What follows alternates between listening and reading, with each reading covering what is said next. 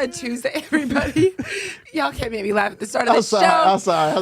Okay, everybody. What's going on? It is Tuesday. Hope you're having a terrific start to the day. Welcome to Hot 97 News. This is a brand new live news show where we talk about all the biggest stories across the country. It is Tuesday, February 23rd. I'm your host, Lana Harris, here with Rondell with 2 N's What's happening? and Million. Hey. I can't believe y'all did that to No, me you at the did start that. of this show. You did that to You the yourself. one. You the one. Yourself, bro. You have no filter, bro. I might have cracked a joke right before it. I just didn't think you were going to laugh. Anywho, it's good to see you guys. For sure. It's good to be here on Black History Month. It is the last week, man. 2 more days. You know, and then you Sad. don't get any more excellence. But until then, here is Runzel with 2 N's with your 1 minute of Black excellence. Yes. Now, before Bessie okay, all right. It's fine. It's Yeah. Look, before Bessie Coleman became the first black woman to earn her pilot's license in 1921, she had to leave the entire United States just to learn how to fly, okay? Wow. No flight school in America would teach her because she was black and a woman. So what did she do? She learned French and moved to France and got her pilot's license there. And this is the saying, and you know how the saying goes, once one door closes, you move to France. You know what I mean? But Bessie didn't just stop there. She didn't just become any old pilot. She became a stunt pilot. Out of all the pilots you can become, she became a stunt pilot. Because why not add a little razzle dazzle when flying around racism? You know what I mean? Okay. You know what I mean? And that is your 1 minute of Black excellence. Let's go. Did y'all know who Bessie Coleman was? Yes, actually. Yeah, I didn't yeah. know she was a stunt pilot. Me neither. I actually. didn't know that either. I knew she was a pilot, knew Yeah. she was the first black woman pilot, but did not know she was a stunt pilot, and didn't know she had to go to France. You know, they don't teach the kids Black history anymore. No, so. y'all No, don't. they don't. They don't. Yeah, what did y'all get taught during the month? MLK, Martin Luther, And Malcolm X. and That's Malcolm it. X. That's really it. We gotta That's a give them a shame. rest, okay? There's Yeah. so many other black people to talk about. We have to give them a rest. That's fair. Seriously. Okay. Well, that's always nice, though. Start off with a show with a nice little 1 minute Black excellence. And so, diving into the news, speaking of Black excellence and Black people, Gavin Newsom is probably sweating after trying to relate to Black people when this book tour came to Atlanta. Did you guys see this? Exactly. I felt so hurt by it when I heard it. Were you hurt? I was hurt. I felt disrespected because I was a person that was listening to it. I just had secondhand embarrassment Yeah. for everybody involved. Let me just show you the clip just to start this off. I'm not trying to impress you. I'm just trying to impress upon you.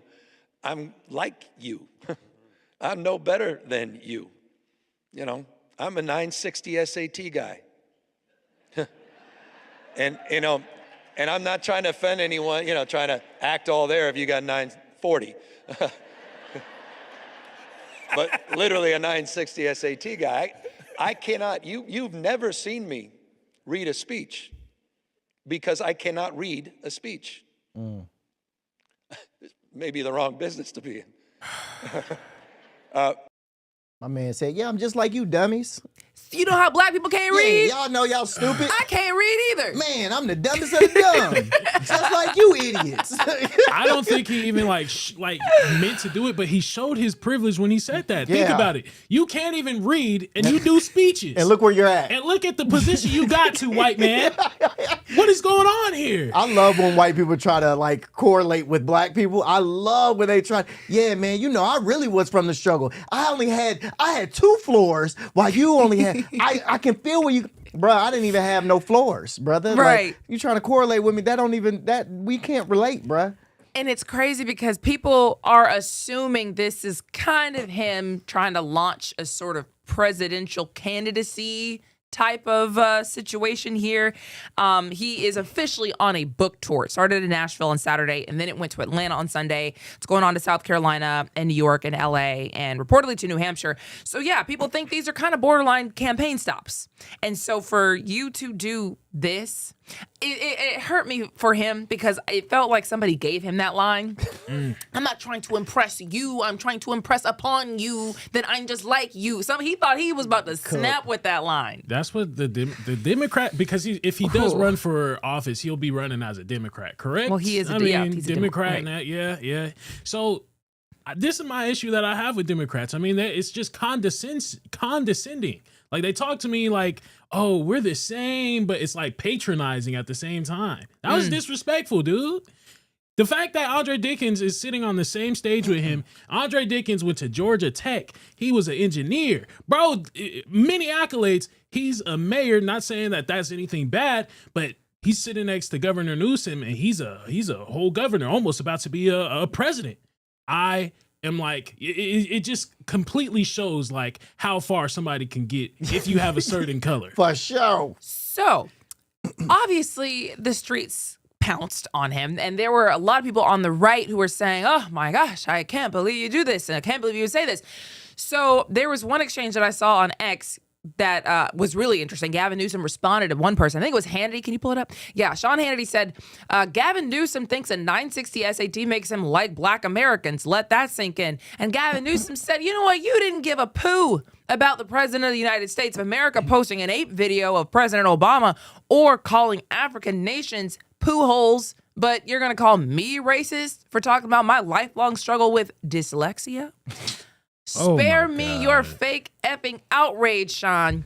I will give him that for going in like that, though. I will also say, yeah, I'll give him that. You know for a fact that people on the right don't care either. You know what I mean? Like, you can say all you want about the left being condescending. The right does not care either. They're all kind of terrible. Well, I mean, Trump is blatant with it, though. Like, we know, I expect a video out of Trump. You know, I at least like to expect my racist. I like to know what my racist is up to. Up front. Be up front with it. Be up front with your racism. Yeah, don't try to be my friend. Don't hide your racism. Thank you. That's all I'm saying. Don't hide your racism. Don't crazy Why would you want take. somebody to hide your racism? Be up. If you're gonna be racist, be the best racist you can be. I don't want no racist to be like, oh man, I'm an okay racist. No, be a great one. Right. When you don't like black people, don't like black people. Will, that is crazy. The bar. Well, I didn't see what Will was doing. Nobody saw. Oh, okay. Oh. The bar is low. That's what I'm saying. Like, it feels like people on the right get a pass for being outwardly racist. It's like, well, you know, that's great. I'm glad that you're racist where I can see it. I do understand the argument of like being racist behind closed doors because that's like worse. Obviously, don't gaslight me. You don't feel like this about me. I know how you really feel. But at the same time, like, man, how about like no racism? Can we get at somebody who's not racist at all? Well, here's the thing. How about we stop excusing it at all? It'll never be not racism though. That's the thing. We need racism in the world. I don't think people fully understand. No, hear me out, mama. Hear me out when I tell you. Wait, let me just.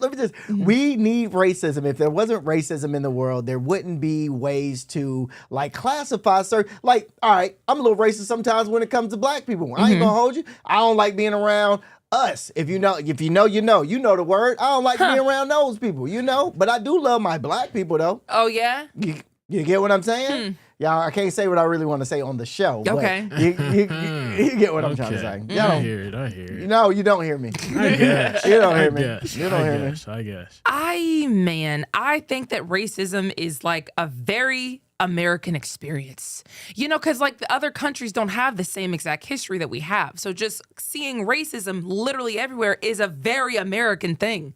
I feel like other countries probably look at us and think, man, y'all just think everything is racism. Wait, so racism isn't something that America created, though. That's not what I'm saying. Humans be grouping. That's just not what I'm saying. That's the natural essence of what we do. We group and then we treat our group differently than we treat other groups. That's all racism is in my book. That is not what I'm saying. So I'm saying, because I totally agree. There are people who have in-group preferences. I prefer to be around my group. I prefer not to be around this group. And I don't even think you really mean black people. You just mean like a certain type that makes the rest of us look bad. 1,000%. You don't want to be around those black people. Nor do most other black people, because y'all make us look bad. So, you know, I see what you're saying. I'm saying, like, if you don't have this American, it's like Thanksgiving. You know, Thanksgiving is our thing because other countries didn't do Thanksgiving.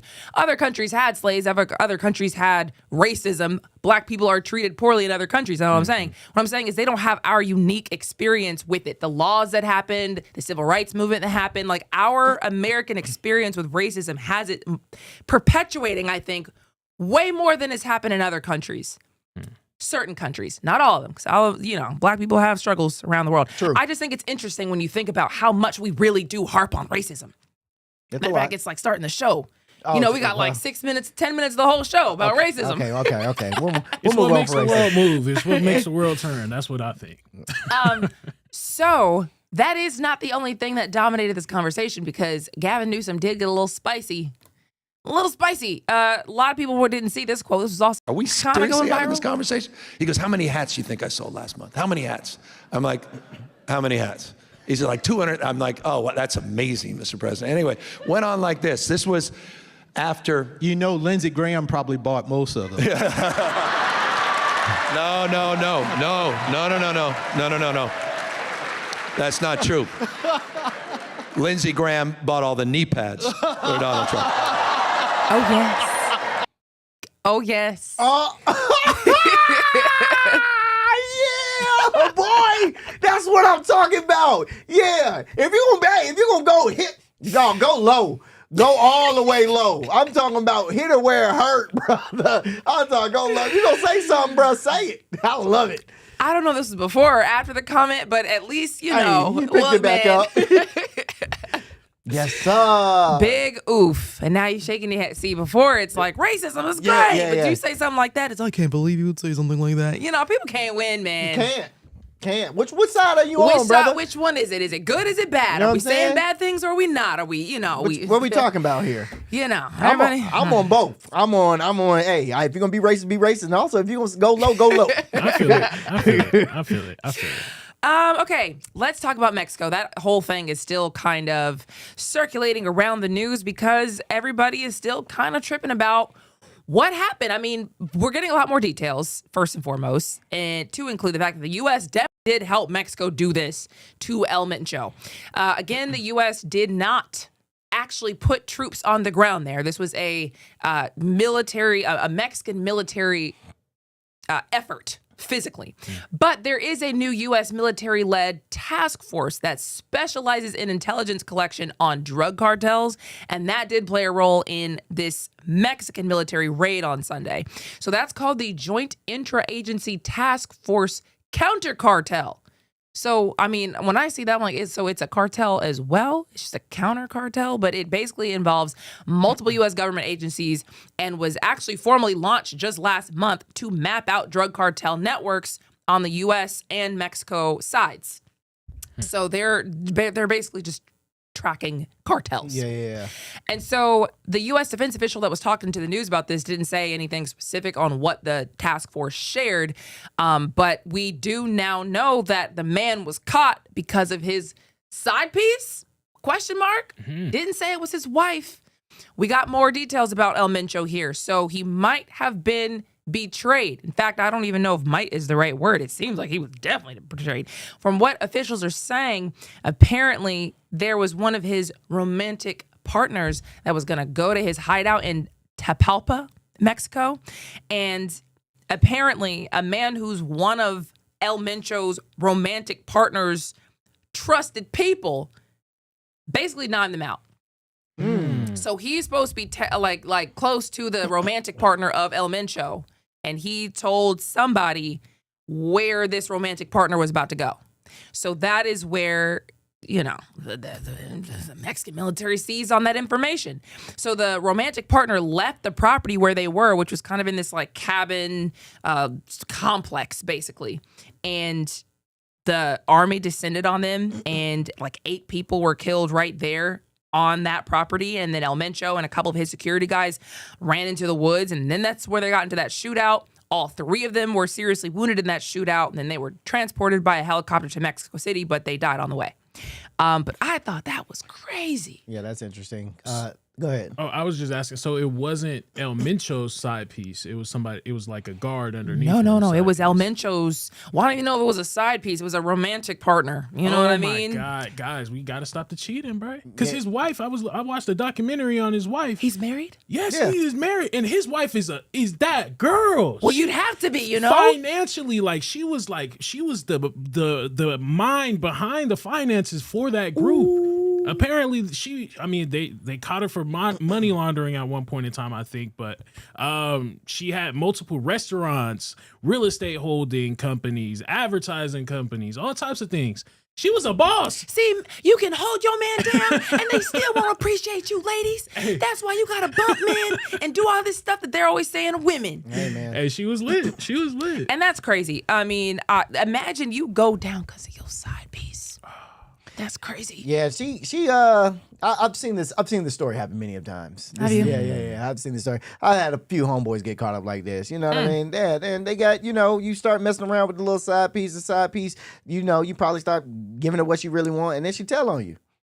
I had a homeboy get locked up by a side chick. What? Yeah, bro. Side chick locked him up. He was on probation. Told the probation officer he won't where he's supposed to be and stuff like that because he wouldn't leave his girl. He wouldn't leave his girl that he was with to be with her and have a baby with her. So she locked him up. Hey, bro, it's real out here, dog. So there's no code of conduct that these side pieces live by? They don't live. Like, They not. It's not old school side pieces no more, dog. Well, we don't know if it was a side piece. It was the side piece's trusted guy or trusted friend or trusted man, and whoever that is. That's all they would say. They would not give any specifics. That's all I can say because I can't call him anything else. They said romantic partner, and it was a trusted man of the romantic partner. That's how they described the person. So, what I heard was it wasn't necessarily like the side piece like rolling on him. It was just like, I'm about to go to, El Mencho's house. He's, up in the woods and it's probably a secure complex. But if you tell, whatever U.S. asset, this is where I know my girl is about to go. My girl not being like my girl, like my friend, my girl is about to go. And, then security rolls up.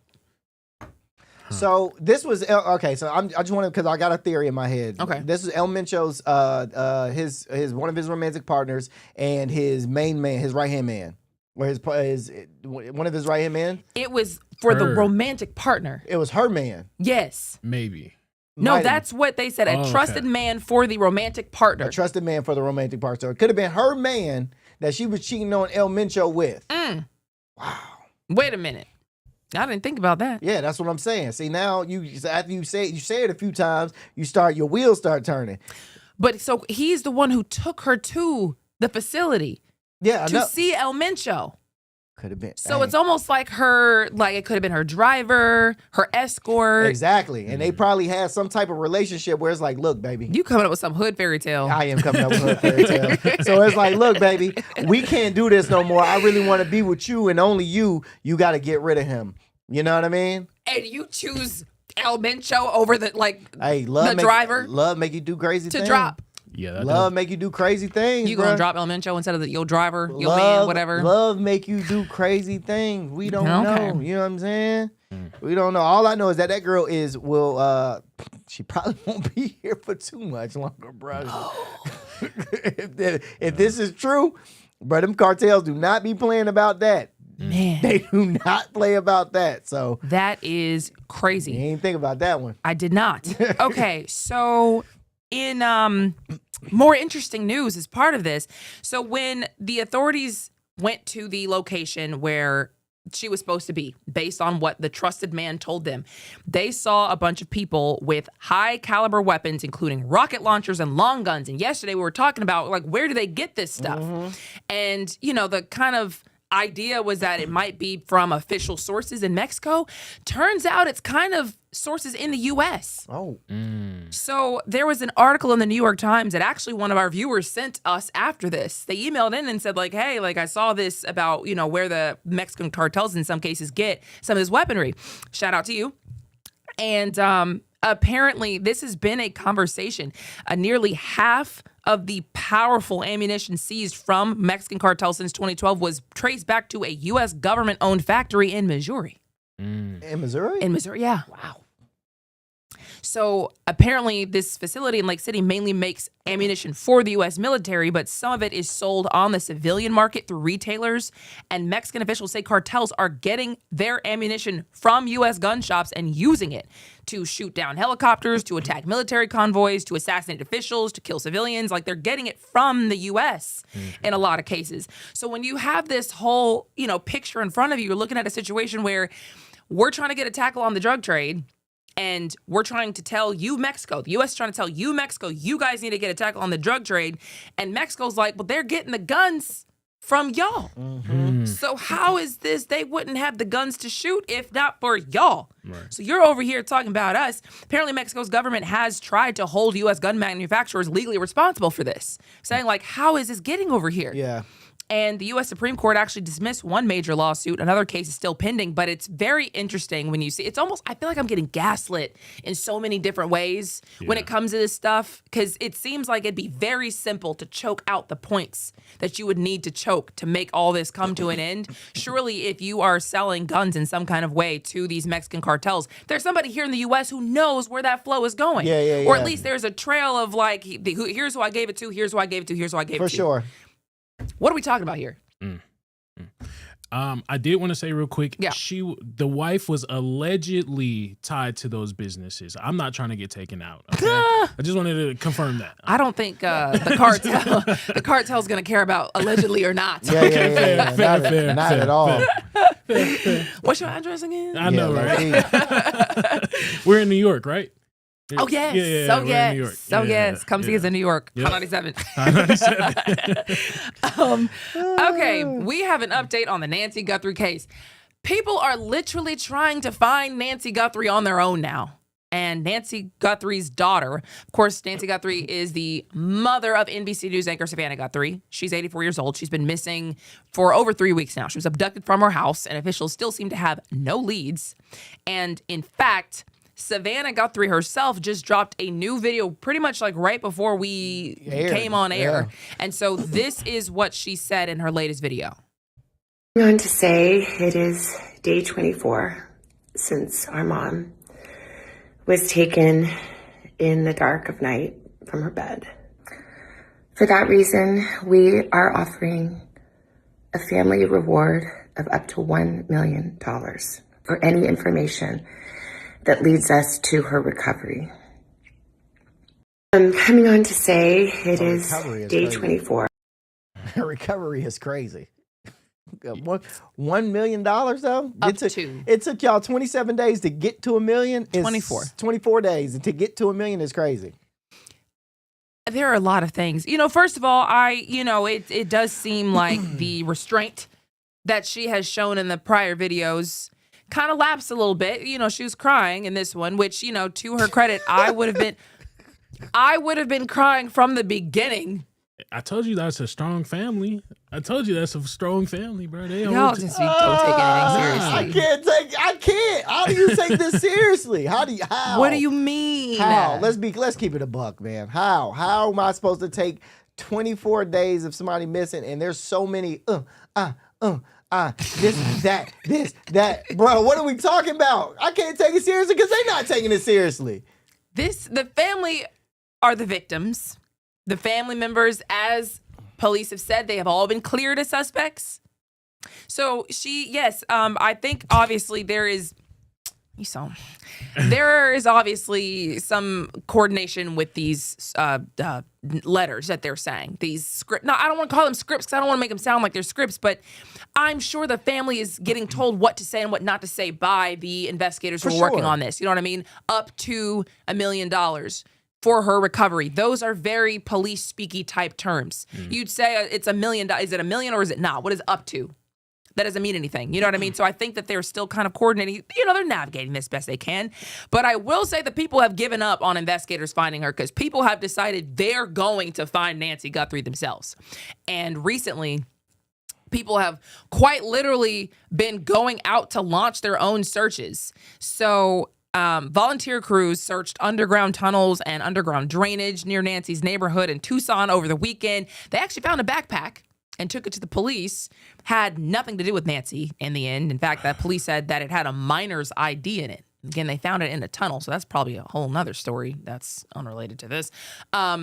But two women from a group called Madres Buscadores de Sonora, or Searching Mothers of Sonora, who they literally showed up with digging tools outside of Nancy's house. Like, we're gonna get to the bottom of this, literally. And now the sheriff's office says, they appreciate the concern for Nancy Guthrie, but they're basically asking people who want to volunteer to not and give investigators space to do their jobs because they said, we all want to find Nancy, but this work is best left to the professionals. Well, obviously, the professionals right now are the influencers because what in the world are we talking about, bruh? I watched so many TikToks and so many, this is how it is. Bruh, I've learned more about on TikTok about this case than I have from any FBI or anybody that's actually doing the case. So, Searching Mothers, that group, they're nobody to play with. They reportedly found the remains of more than 5,000 people in Mexico. Come on, bro. Since they started 10 years ago. Come on now. So, they say they have been trained by forensic experts on how to conduct these searches. They know what it's like to have a relative missing. They know what to do and what not to do. They've gotten results clearly.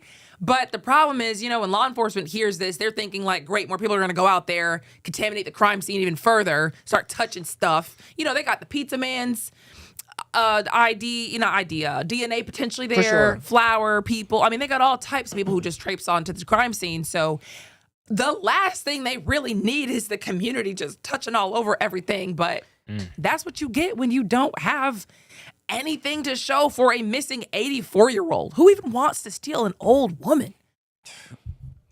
Yeah, I'm not going to talk too much anymore about this case. I feel like I'm going to get in trouble. Yeah. I feel like I'm going to get in trouble, so I ain't going to say too much. I just hope she get back. How about that? We do. And we also have one more update having to do with that picture that we showed you. They just realized somebody else has been to Nancy Guthrie's house. Or at least there's another photo potentially on a different day. So we'll talk about that when we come back from this very short break.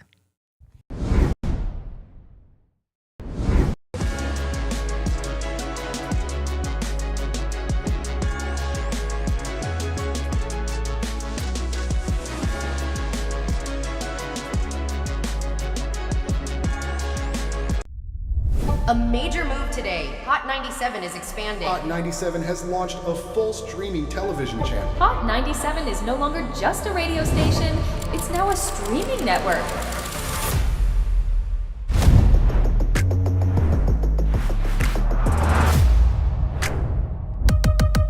Welcome to Hot 97 News. Let's dive into the news because the news has been newsing. Hot 97 Mornings with Merrill. We got Shiny Culture in the building. Leah Bell in the building. Good morning. And DJ Cass One. You know what it is. You know how I get down with the Funk Flex energy, baby. Let's get it, Flex. Nobody don't want no smoke. Wow, it got spicy real fast. Here for it all. We're here for it all. Let's go. Mariah Carey takeover. The people made it happen. Yeah. I'm coming around to all the classrooms and we turning up. Good morning, students. My name is Wale. Aren't you supposed to be in class? Wale, where are you supposed to be? Oh, man, you supposed to be in class, man.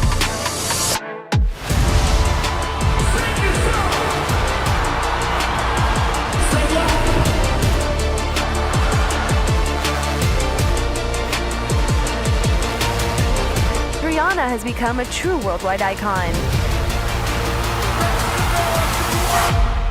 Congratulations on the job.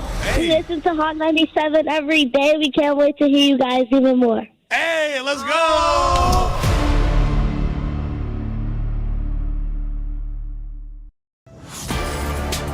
Get ready. The legend is on your screen. Funk Flex, the man who defines hip-hop, is bringing the heat from the radio booth to your TV. Where's my camera at? That's my camera? All right. The biggest beats, the hottest freestyles, and that classic Flex energy. Bars are back. Now in your living room. Don't just hear it, watch the movement. Funk Flex, now on Hot 97 TV, Mondays and Fridays at 7:30 p.m.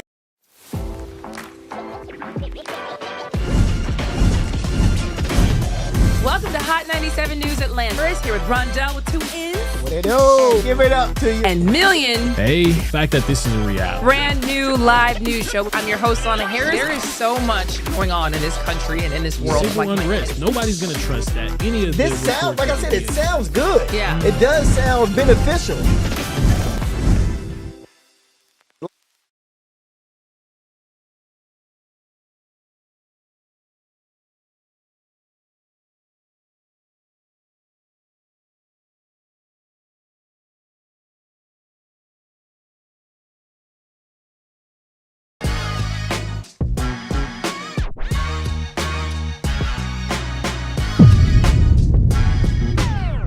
Welcome back to Hot 97 News. Okay, when we left you before the break, we were talking about Nancy Guthrie. We're talking about the case. We're talking about how the streets have decided they're just going to go find Nancy Guthrie because these investigators can't figure it out.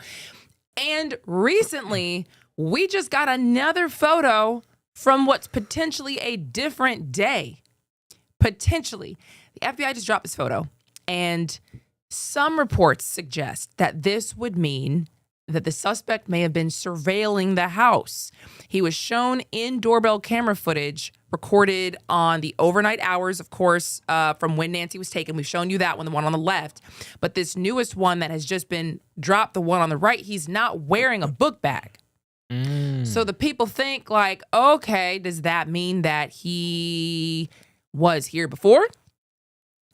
Does that also mean he was like in the same outfit and has like a kidnapping outfit? That look like a mannequin. Obviously. The FBI apparently just dropped this photo. No date or timestamp associated with it, so it could be the same day before or after the book bag. They gave no other information about it from what I've been able to determine. So it would appear to me that they're just trying to piss people off, but I don't know. I don't know what dropping this photo does for literally anybody. I guess at this point. What are we doing? What are we doing? What are we doing? What are we doing, bro? What are we doing? What is that? Where his eyes at? We don't even see no eyeballs. This is a night camera, right? You can clearly, in the night camera, you can see their eyes glow. Where are his eyes at? Come on, bro. So apparently this is the outfit you got to have anytime you rob somewhere. Anybody. This is all you got to dress up as, and no, they ain't going to be able to find you. You a ghost. He also has the gun holster, it looks like, missing, because you could see it in this photo and not in this one. So he didn't have his Walmart gun or his Walmart book bag. Go grab one of them. Maybe this is before he went to Walmart. Cracked it. Lana, that was a good one. I like how you tried to do it. I like how you tried to do that. I mean, that's what people online are doing right now. They're just coming up with like literally anything. I can also give you as an update, DNA collected from inside of Nancy Guthrie's house is mixed, meaning it contains genetic material from more than one person. And because multiple people's DNA is blended together, it's a lot harder to isolate one suspect, especially because they're not known. And so that could take weeks, months, maybe even up to a year, apparently. She still hasn't gotten her medicine, huh? Still haven't gotten her medicine. That lady still doesn't have her medicine. Yeah, it might be. I have to say this too. GG's. Let me stop. Jeez Louise. Recovery, Savannah said recovery in her video. And I don't know if she just said that because that's what police told her to say, if that's really just what her brain went to or not. But there's a rescue phase and there is a recovery phase generally when someone goes missing, like underwater or something like that. These are the days that we think that we can rescue this person, and this is when we think we're gonna have to recover their body, essentially. So the fact that she would say recovery again, I don't know what she meant by that, but maybe, I don't know.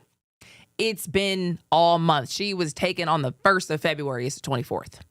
That is a long time. But there's been people that have been missing longer, though. Are they feeding her? Are they giving her water? Are they like treating her well? Is she out in the elements? Is it cold? Is it hot? Can she, it's like. I'm trying to tell you, Lana. How good are these people? Nancy chilling. Trying to tell y'all, bro. Okay. That's just my conspiracy. I think Nancy thinks that Nancy. I think she's somewhere kicking. We know. I know, and it's cool. I think we all are allowed to have a conspiracy and a theory about this elongated case that has been all over the place. So it's giving us a reason to actually have theories and conspiracies because there's stuff everywhere. Now, if it was like one thing that it was just like, hey, this happened, then I could be like, okay, yeah, she's over here and she's probably gone, but. There's so much stuff. I'm like, girl, you could be anywhere at this point. You know what I mean? I don't even know. Did you watch that whole Savannah Guthrie latest message? No, I didn't have a chance. I was just chopping it up. That's what I think we need to go and do and figure out and talk about later as a show, because I'm just curious who she's giving the money to. From what I've been able to tell, they don't know who the suspect is. They don't have any proof of life. They've never had. Where are you sending? I don't know. So we'll see what happens with that. Mm-hmm. In the meantime, we have got to talk about ICE. It's been a while. been a while since we talked about ICE, and there's a whistleblower who said that ICE is deficient, defective, and broken, and that the DHS is lying when they say these trainees really know what they're doing. Surprise, surprise. Surprise, surprise. Surprise. Yeah, we didn't know that they weren't trained to do all this. What? So listen to this. This is a former ICE lawyer. His name is Ryan Schwenk, and he's responsible for the training of new deportation officers. And he said the agency's training program is literally something that Congress needs to be looking into, because he was speaking to Congress about it. He said that he felt duty-bound to report that the legally required ICE Academy training program is failing, and actually accused DHS of dismantling the program and misleading the public about it. So he, it was a scathing whole speech that he gave about this. He said he was asked to teach the law to new cadets at the ICE Academy in Georgia, where ICE is training, and he said that he accepted it because of his background. He felt like he was qualified. Great. So he said on his first day on the job, he was told to tell them to violate the Constitution. And here's it coming from his own mouth.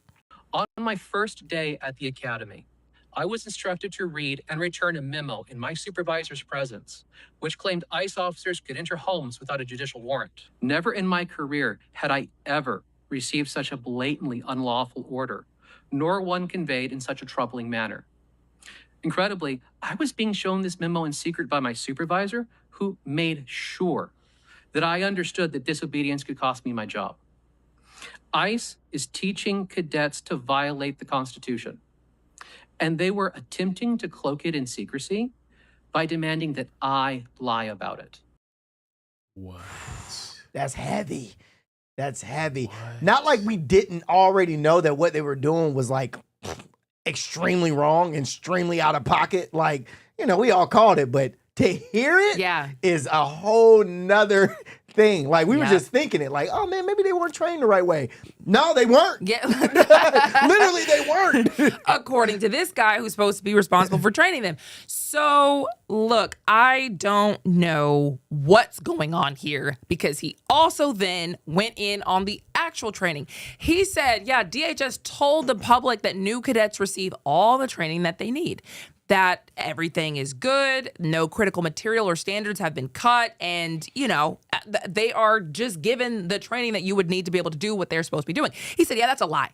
That is a lie. He said that ICE has shortened the program and removed so many essential parts of their training that what remains is a dangerous husk, in his words. And then he gave some specifics on that. He said, for the last 5 months, ICE cut 240 hours of classes from a 584-hour program. And he feels like no reasonable person would believe a training program that was suddenly cut nearly in half is good enough. And he said that some of those cut classes teach them the Constitution, our legal system, firearms training, use of force, proper detention, and the limits of officers' authority. So I'm like, well, then what are they teaching? Because that sounds like a whole heck of a lot. You just teach them how to put the mask on at this point. And that's it. Here's the gun. Here's how to hide your face. That's funny. Oh my God. It's so real. No, right? So that's literally everything you would need to know. So he says that means that they literally wouldn't have the training and know what to do in those life or death split-second decisions. Like, typically you'd be taught about, like what you can and can't do, what the law requires, what your duty is. And without that training, you may not know. So when you see, somebody literally obviously turning a wheel and your decision is jump out the way or shoot, I guess I just shoot. That kind of explains some things. Obviously, I'm not taking anything away from the fact that she shouldn't have erratically moved around those officers. She played her own role, sadly, in her tragic death. I get it. But there was also a way to avoid that. You know what I mean? At least, depending on who you ask. And if you ask me, that's what I saw. So he says that DHS has been saying they can get on-the-job training for anything missed at the academy, but he claims these graduates are going to their home offices literally just long enough to get their gun and their badge and then deployed to places like Minneapolis. He claims that these training officers are seeing these people on graduation and thinking to themselves, they don't really have a grasp on the law or the tactics here, and they just get churned out anyway. because he says that, the Trump administration is trying to just churn out an endless stream of officers because they want thousands of officers trained before the end of the year. That's crazy. So I just looked this up. Police Academy, they roughly train for 6 months to a year before finally being fully cleared for solo patrolling.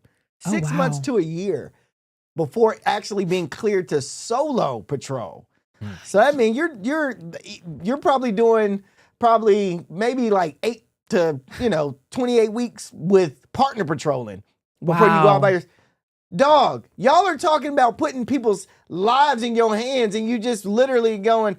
It's almost like giving somebody a participation or giving them a diploma without them actually doing the work, and then sending them to college and expecting them to get a degree.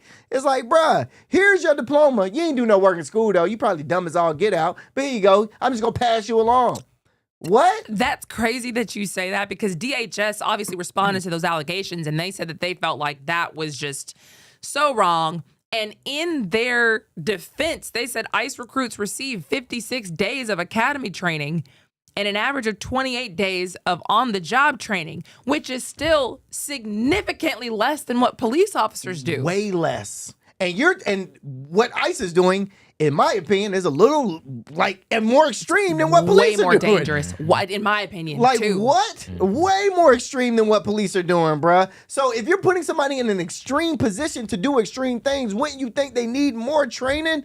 You wouldn't put somebody in a parachute that never jumped out of a plane before and said, jump out, figure it out. That's exactly what they're doing, bruh. Here you go. Here's a gun in the badge and a vest. And what'd you say? Go out there and figure out how to get these detainees, bruh. Because what police do, they show up to any number of things, but it could be nothing. They could get called to, nothing. An ICE agent, if you're getting deployed, you're going after an illegal immigrant. This person is already, like you said, committed a crime of, I know I'm not supposed to be here.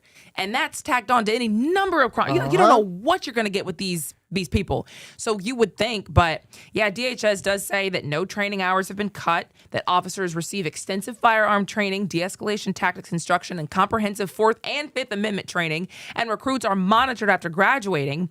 They just say that training has been streamlined to cut redundancy and incorporate technology advancements without sacrificing the core content. What? Redundancy?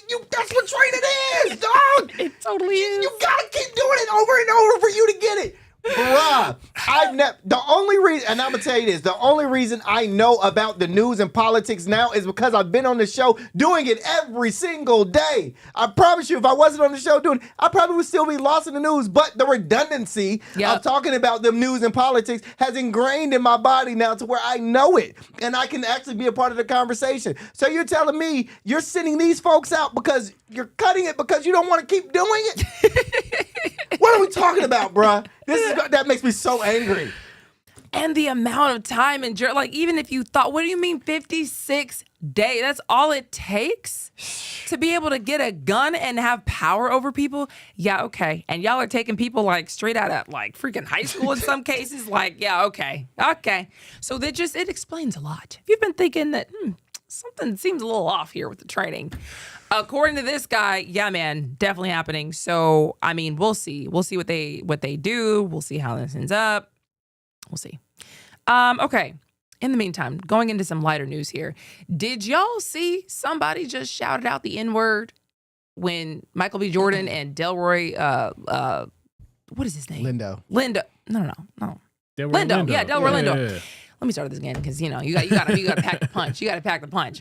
Did y'all see when somebody shouted out the N-word at Michael B. Jordan and Delroy Lindo when they were presenting at the BAFTA Awards? I mean, this is insane. Now, the person who shouted out them did have Tourette's, and I think what they were mostly perturbed about, at least for Delroy Lindo, he says that the people at the BAFTA Awards didn't even apologize or say anything to them afterwards. So here's the moment this happened. Delroy and I are delighted to be presenting the first BAFTA of the night for a vital part of movie making. We're here to celebrate. Delroy was like, Delroy didn't know what to do, bro. He was super shocked. It was just like, oh, he really just said that. Okay, I get because I don't know if y'all really know Delroy. I watched a lot of his movies, but the way he's a very aggressive person when it comes to like talking and stuff. Oh yeah. So I knew he probably wanted to say something back, but he was like, I am black on this stage presenting the first award. Now, if this was maybe the third, fourth award, I might have said something. The first award, come on. And Tourette's, y'all gotta have another word, bruh. There's got to be another word for people out there. Like, the N-word can't be the only word that y'all have in y'all's arsenal to say when y'all have a little tick.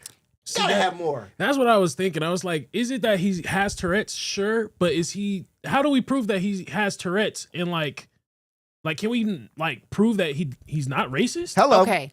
So the man with the Tourette's name is John Davidson, and he's actually a Tourette syndrome advocate. And he was specifically there for the film I Swear, which is based on his life living with Tourette's. So, apparently before the show, there was a stage manager who went out and told the audience, you might hear some involuntary noises or movements during the ceremony. They just probably didn't think it was going to be the N-word. Because you said it was a hard R. Yeah, it was a hard R. I mean, wasn't even like, people in Paris. You know what I mean? Like N-words in Paris where it's like, haha, that's a song.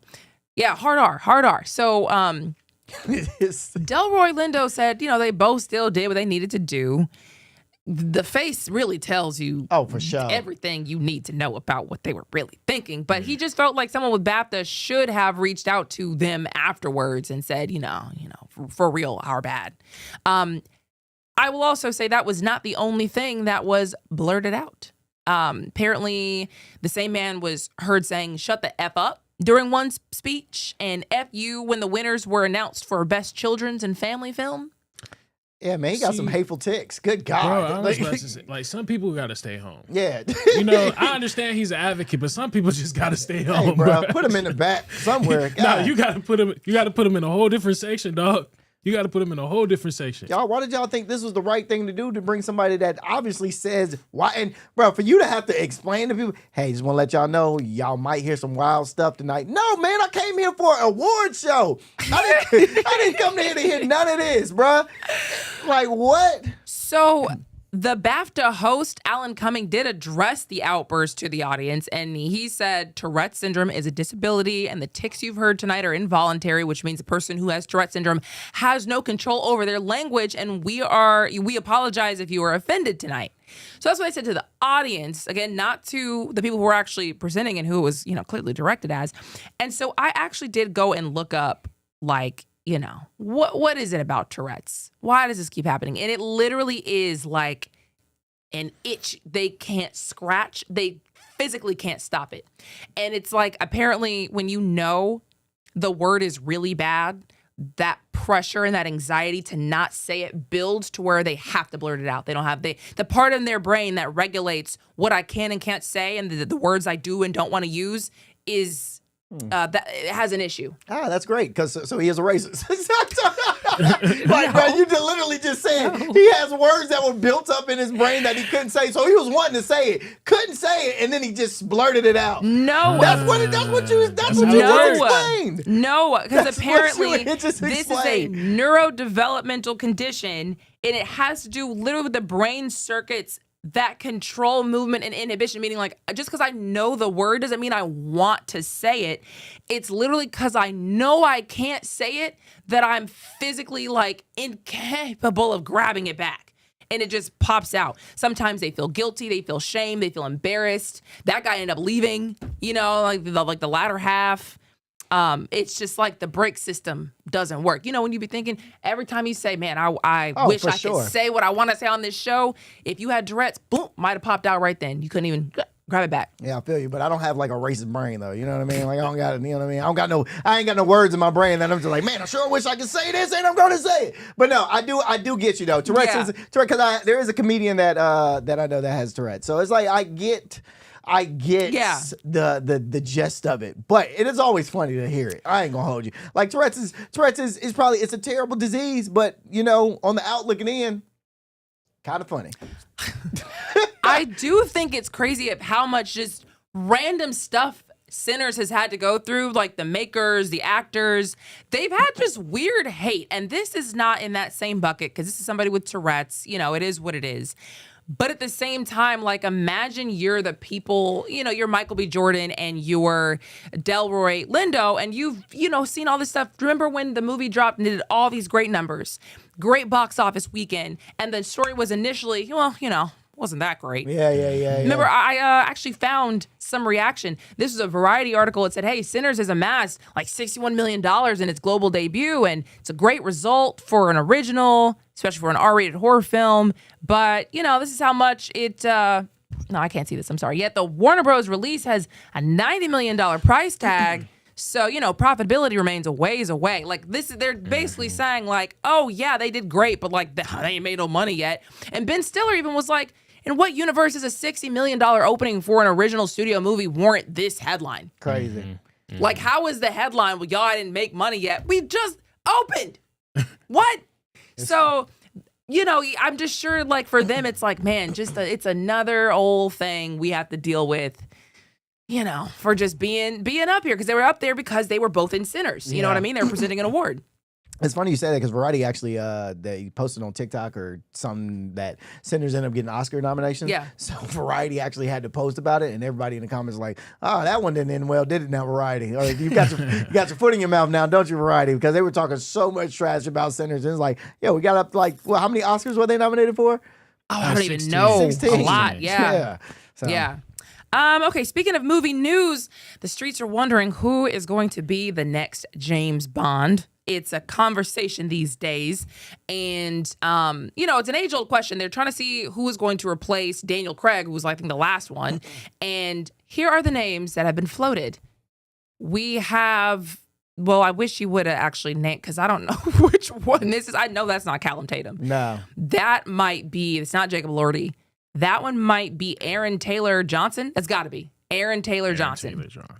He is one of the men who is up for consideration. He's not really looking very Bondy? James Bondy to me. It's kind of a blurry picture, but there's also Jacob Elordi. Yeah, buddy. I don't know. He might be too young and fine You for see this. him as one? No, dude, 100%, man. He's also British. When I see James Bond, though, I think older guy. Like, I'm thinking, you know, somebody that's already been around, you know? He doesn't look he's like fine. Like, I mean, I know y'all can't say it, but like he's a good-looking brother. He looks too good. Like, I'd be like, I would think you're a spy. You don't look like a spy because you look too good to be a spy. I'm sorry, like it's too much. No, that's the point of James Bond. James Bond did look good though. But Daniel Craig. James Bond looks suave. He looks like pretty. Yes, you know? yes. He looks like a pretty boy. He ain't getting his nails dirty. Yes. Sorry, he's Australian, not British. Australian. Oh, well, even better. Okay. I'm sorry. Anywho, we also have that's the first one, Callum. Huh. His name is I would give him James Bond. Callum Turner. He looks James Bondy to me. Yeah, He's not ugly, but he could be suave. Another name that's being floated, which is interesting, Henry Cavill. That's Superman. Who played Superman, okay. yeah. All right. You guys picked the most interesting pictures of these men. He looks weird. He looks weird here. This is not, he looks better. I think he might be too old. You're only going to get a couple of movies out of him versus a younger guy could carry that franchise. True. And plus, he played Superman. All I'm going to see is Superman when I see him. So I can't really see James Bond also. Yeah. Okay. Well, then of course, it's Black History Month. So, we're trying to see, what if they chose somebody black? Come on now. There you go. Dancing Idris. Dancing Idris. Come on now. There you go. All right. Best for Snowfall. Oh, the people would be in an uproar Bruh. if y'all made Dancing Idris the next James Bond. British too? He's also British. Dancing Idris would be a fire James Bond, bro. A fire James Bond. Okay. Who else do we have? Because you picked these. I did. Michael B. Jordan. Jordan. Fire James Bond. A fire James Bond. Are you kidding me? Nah, I can't see it. His range is ridiculous. I think he is fantastic. I think the problem is I would just see him as Michael B. Jordan the whole time. I wouldn't be able to get it out of my head. Oh, that's Michael B. Jordan. He's got such a... Because I'll watch anything he's in. Yeah, of course. But Michael B. is amazing. So, like, James Bond, I feel like should be somebody else. Can y'all see him playing like a flirtatious role though? Like I can't see Michael B flirting with women in like as an agent or a spy. I can't see it. Well, Yeah. Well, here's the last one. You about to be ready for this one. Okay. Da. Go ahead. It's the last. You ain't got the last one? Yeah. Will Smith. Will Smith. Yeah. What we doing Will Smith for? That was the first picture in the thing. Yeah. Dang. take him down. Anyway, take him down. I think Will Smith will be a great James Bond. He's played in multiple movies that he's been like an agent in. He's played in exactly. He already was James Bond. It was called Hitch. No, Hitch was called Hitch. Hitch wasn't James. He wasn't And James Hitch. Bond. Bad Boys. Yeah. And Bad Boy. He's already done it. Let's have him beat James Bond though. Will Smith plays Will Smith in every movie. No, that's he not literally true. plays like it's himself, and I don't think that's necessarily a bad thing. Because like I love Will Smith. I mean, I'll watch Fresh Prince of Bel-Air still. You know, I'll watch all this stuff still because I love Will Smith. But at the same time, like I just feel like it has to be somebody else. What other black actors do we have? We can't be Denzel. It can't be Idris Elba. I was gonna say Can't be. Idris would be fire. Idris would be fire, but he's too old. Tyler Perry. Tyler Perry, man. I bet you Tyler Perry would make a good James Bond. And this is no diss. This is real talk. I've seen he played. He did a movie like he was a. You're not. You know, I'm thinking Medea. But you're right. Medea play James cannot Bond play. too. But Tyler Perry himself might be a good. Medea would be a great James Bond. Right, that's the next movie idea. The people would literally burn down the streets if they made Medea James Bond. Medea Diary of Coleman Domingo, not a bad option. Not a bad option. Hey, we do have to go, but reminder, the State of the Union address is tonight. Trump is going to be telling us how great it is to live in America. So we will talk about that tomorrow, and we will see you after the break with more Atlanta stories.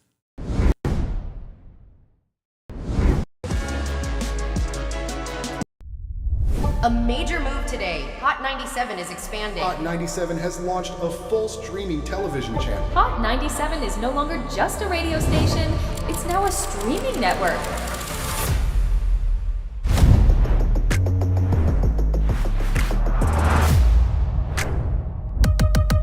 Welcome to Hot 97 News. Let's dive into the news because the news has been newsing.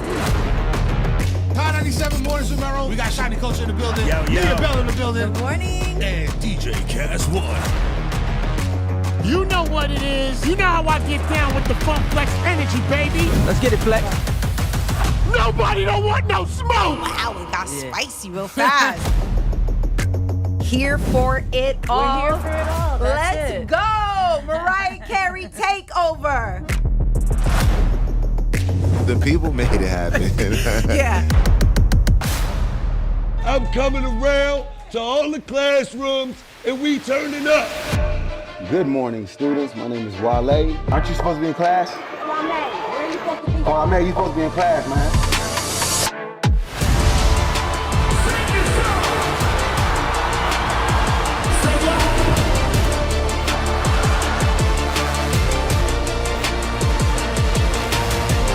Rihanna has become a true worldwide icon. Congratulations on the job. We listen to Hot 97 every day. We can't wait to hear you guys even more. Hey, let's go!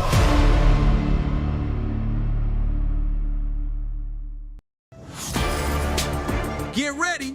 The legend is on your screen. Funk Flex, the man who defines hip-hop, is bringing the heat from the radio booth to your TV. Where my camera at? That's my camera? All right. The biggest beats, the hottest freestyles, and that classic Flex energy. Bars are back. Now in your living room. Don't just hear it, watch the movement. Funk Flex, now on Hot 97 TV, Mondays and Fridays at 7:30 p.m.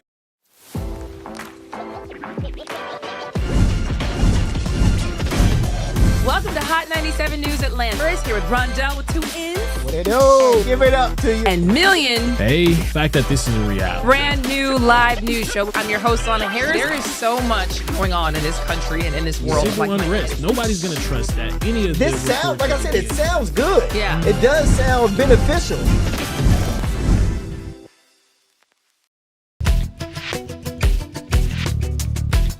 You are watching Hot 97 TV.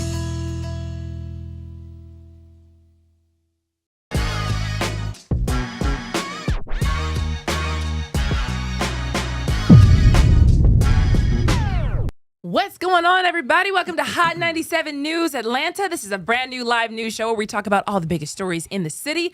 It is Tuesday, February 24th. I'm your host, Lana Harris, here with Ronzel with 2 N's and Million. Hey. Okay, it is Black History Month for the last week of February.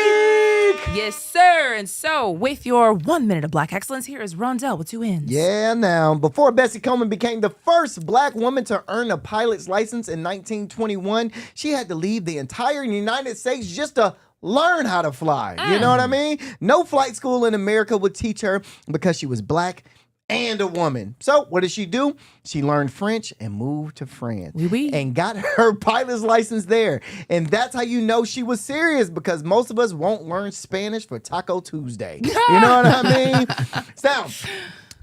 But Betsy didn't just become any old pilot. She became a stunt pilot. And that, Miss Bessie, is the definition of stunting on these folks. Understand me? Yes, and sir. that right there is your 1 minute of Black excellence. Okay. Let's go. Yes, sir. That's nice. Yeah, man. Come Right on. on. She stunned it straight on him. Stunting on them. Okay, diving into the news. Did y'all see Gavin Newsom with Andre Dickens? For sure. The clip is going viral, and not for the reason Gavin Newsom probably wanted to go viral. Keep in mind, he is in Atlanta doing this speech here. And it's not even a speech, it's a conversation. He's in Atlanta doing this conversation to a primarily Black crowd. So here's the clip going viral. I'm not trying to impress you. I'm just trying to impress upon you. I'm like you. I'm no better than you. You know, I'm a 960 SAT guy. And I'm not trying to offend anyone, trying to act all there if you got 940. But literally a 960 SAT guy. I cannot, you've never seen me read a speech, because I cannot read a speech. Maybe the wrong business to be in. Andre's so uncomfortable. he gave one of them uncomfortable. 940. God, this dude's an idiot. Actually, I zoomed in to Andre Dickens' face because I was like, boy, just look at him. Just look at his reaction to when he says that line. I'm like you. I'm no better than you. I'm a 960 SAT guy. And and I'm not trying to offend anyone, trying to. That man didn't know what to say. That's hilarious. He said, I'm not like you. I'm no better than you, except I'm white. Because who you talking about? Yeah, bro, what? He used the Black telepathy, looked at everybody in the crowd like he was like, did y'all just hear that? Pay attention. Yeah. He ain't even have to say it. Just pay attention, y'all. Pay attention. Yeah. I thought his face said more like he was trying to see who was like, not like, or did y'all? How did y'all receive that? Because the way I just received it was like, now what did this man say? But I'm supposed to be co-signing because they're both Democrats. They're both on the same team. Obviously, people think Gavin Newsom is campaigning for the presidency. So, this is supposed to be favorable to him. I know Andre Dickens was like, man, you done said that with me on stage. Now I got to fix my face. Oh, boy. Laugh awkwardly. Mind you, a perfect SAT score is 1,600. And the minimum score is 400. Wait, isn't that 2,400? Did they change it? Yeah, it's been changed. If they did, well, then this is for when he would have been taking it. Oh, yeah. His school. Yeah, it was 1,600 when we were in school. Right. So he would have taken it, back in, whatever, I think the it's 80s. still 1,600. I'm looking at it.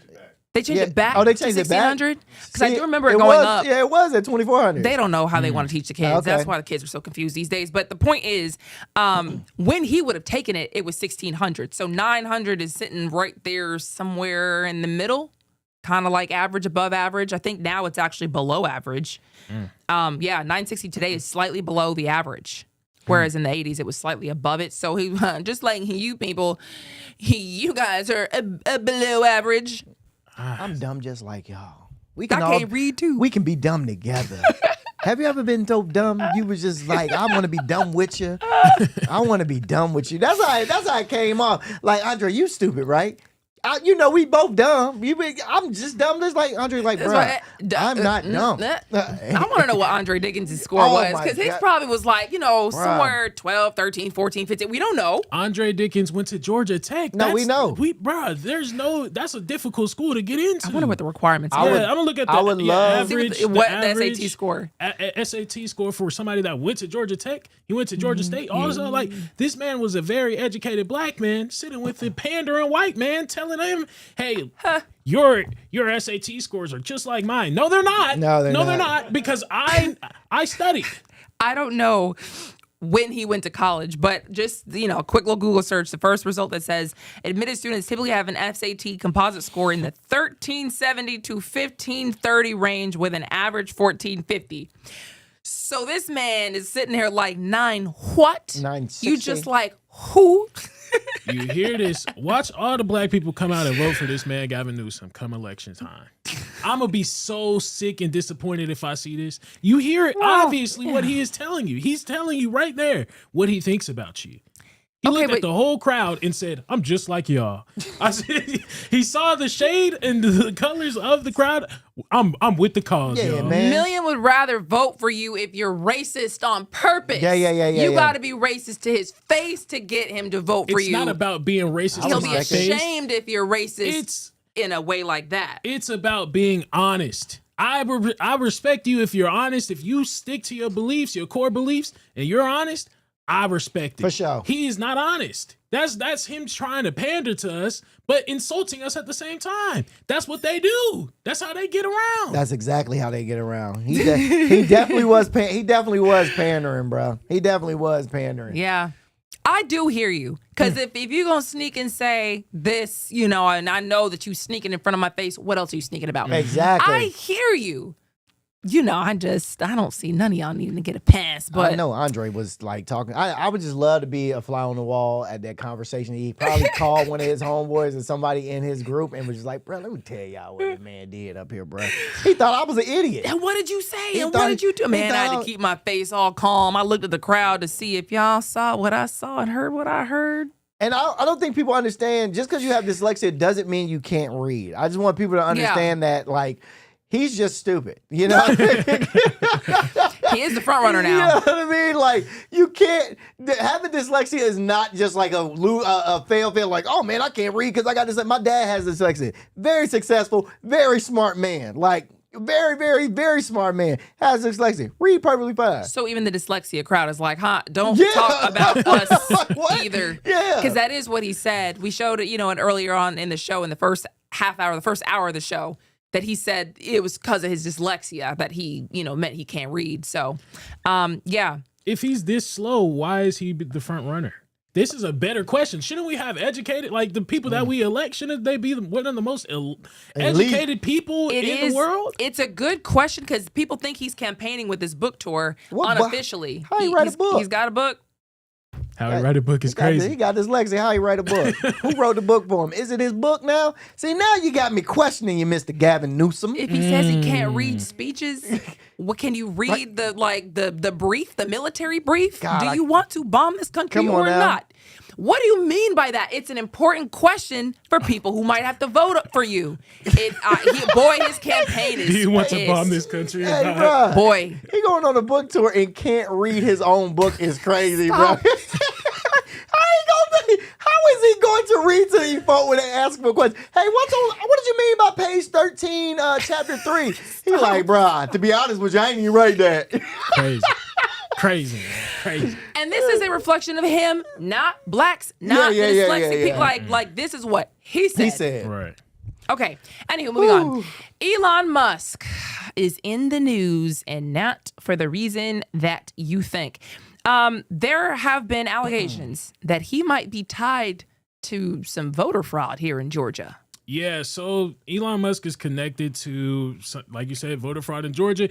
If you don't know what PACs are political action committees, groups that raise and spend big money to influence elections. So Elon Musk allegedly spent $250 million through the America Pact.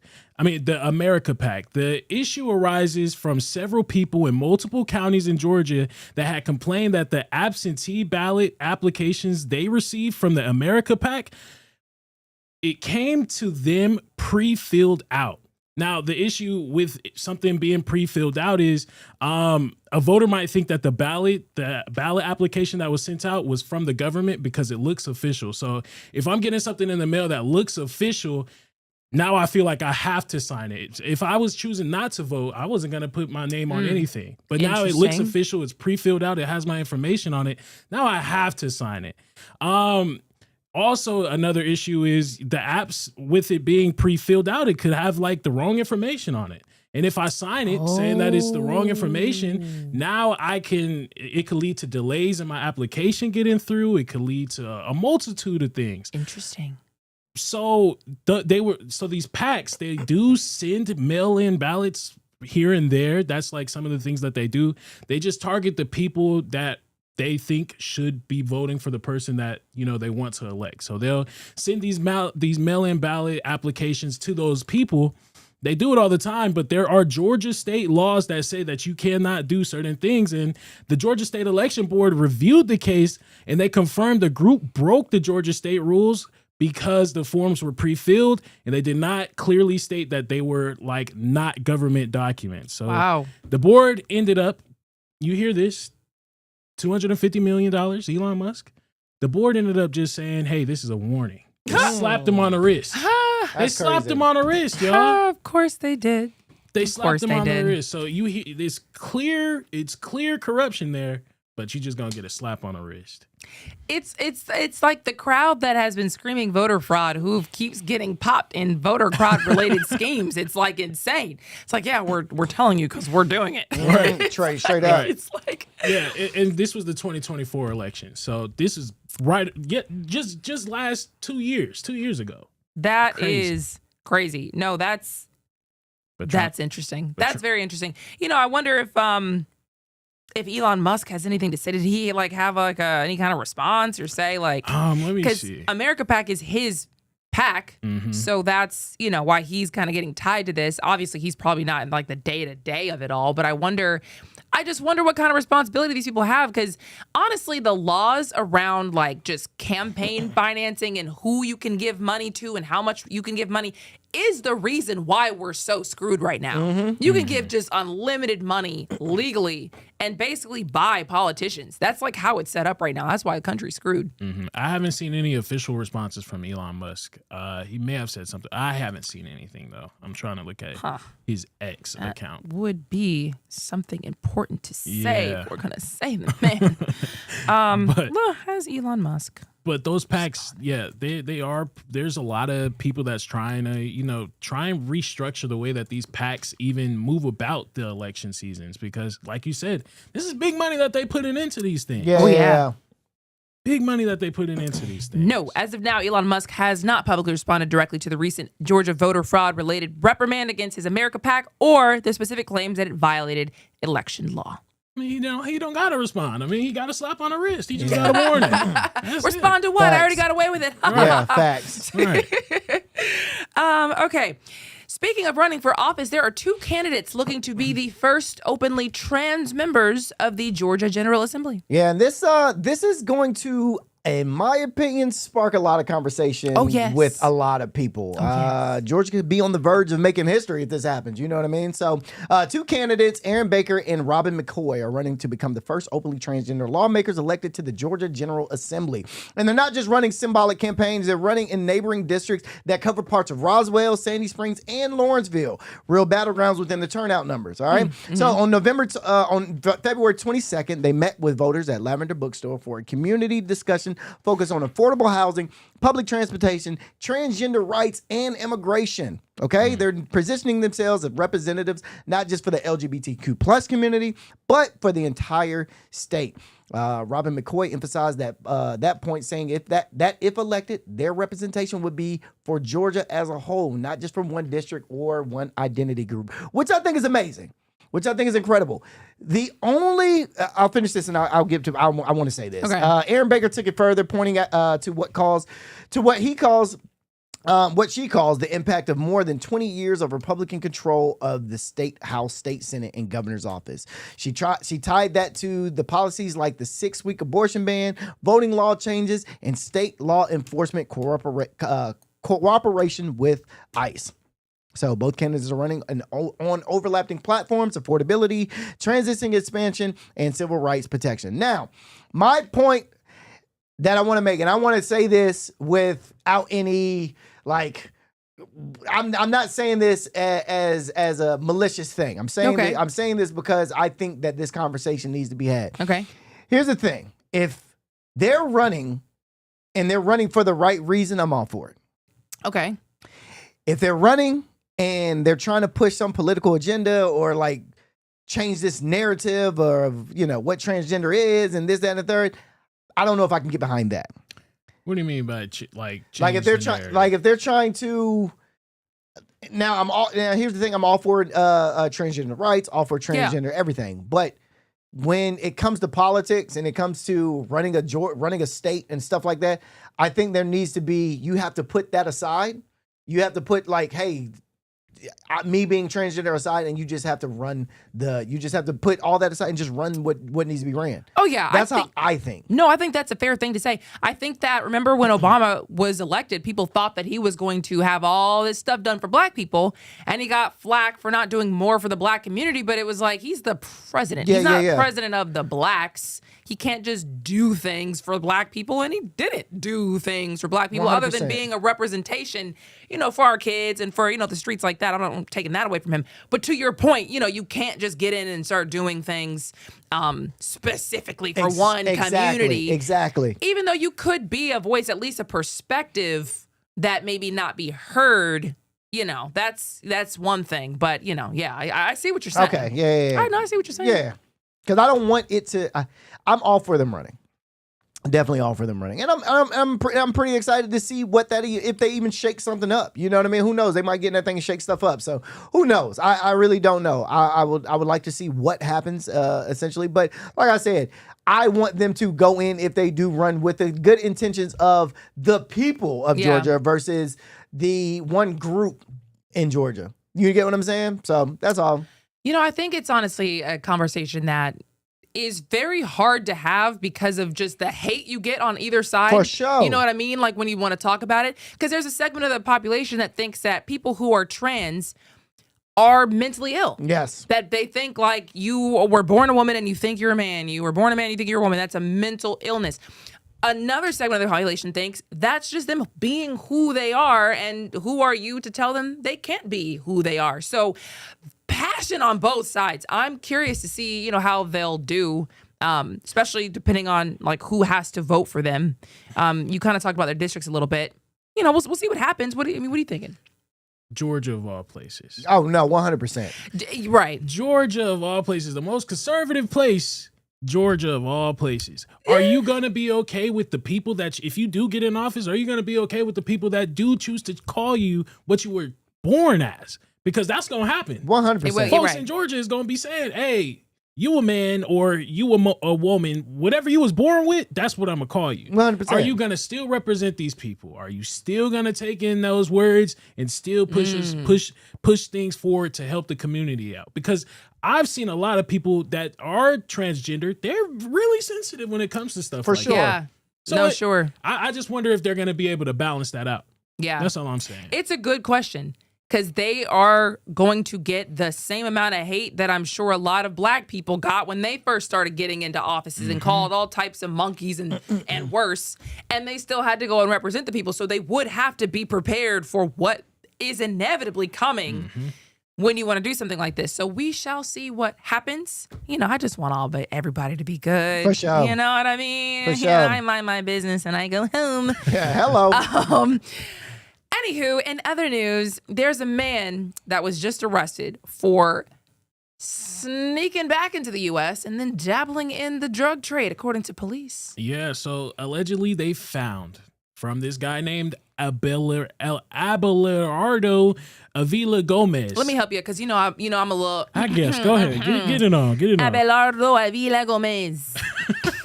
probably not even how you say his name. That's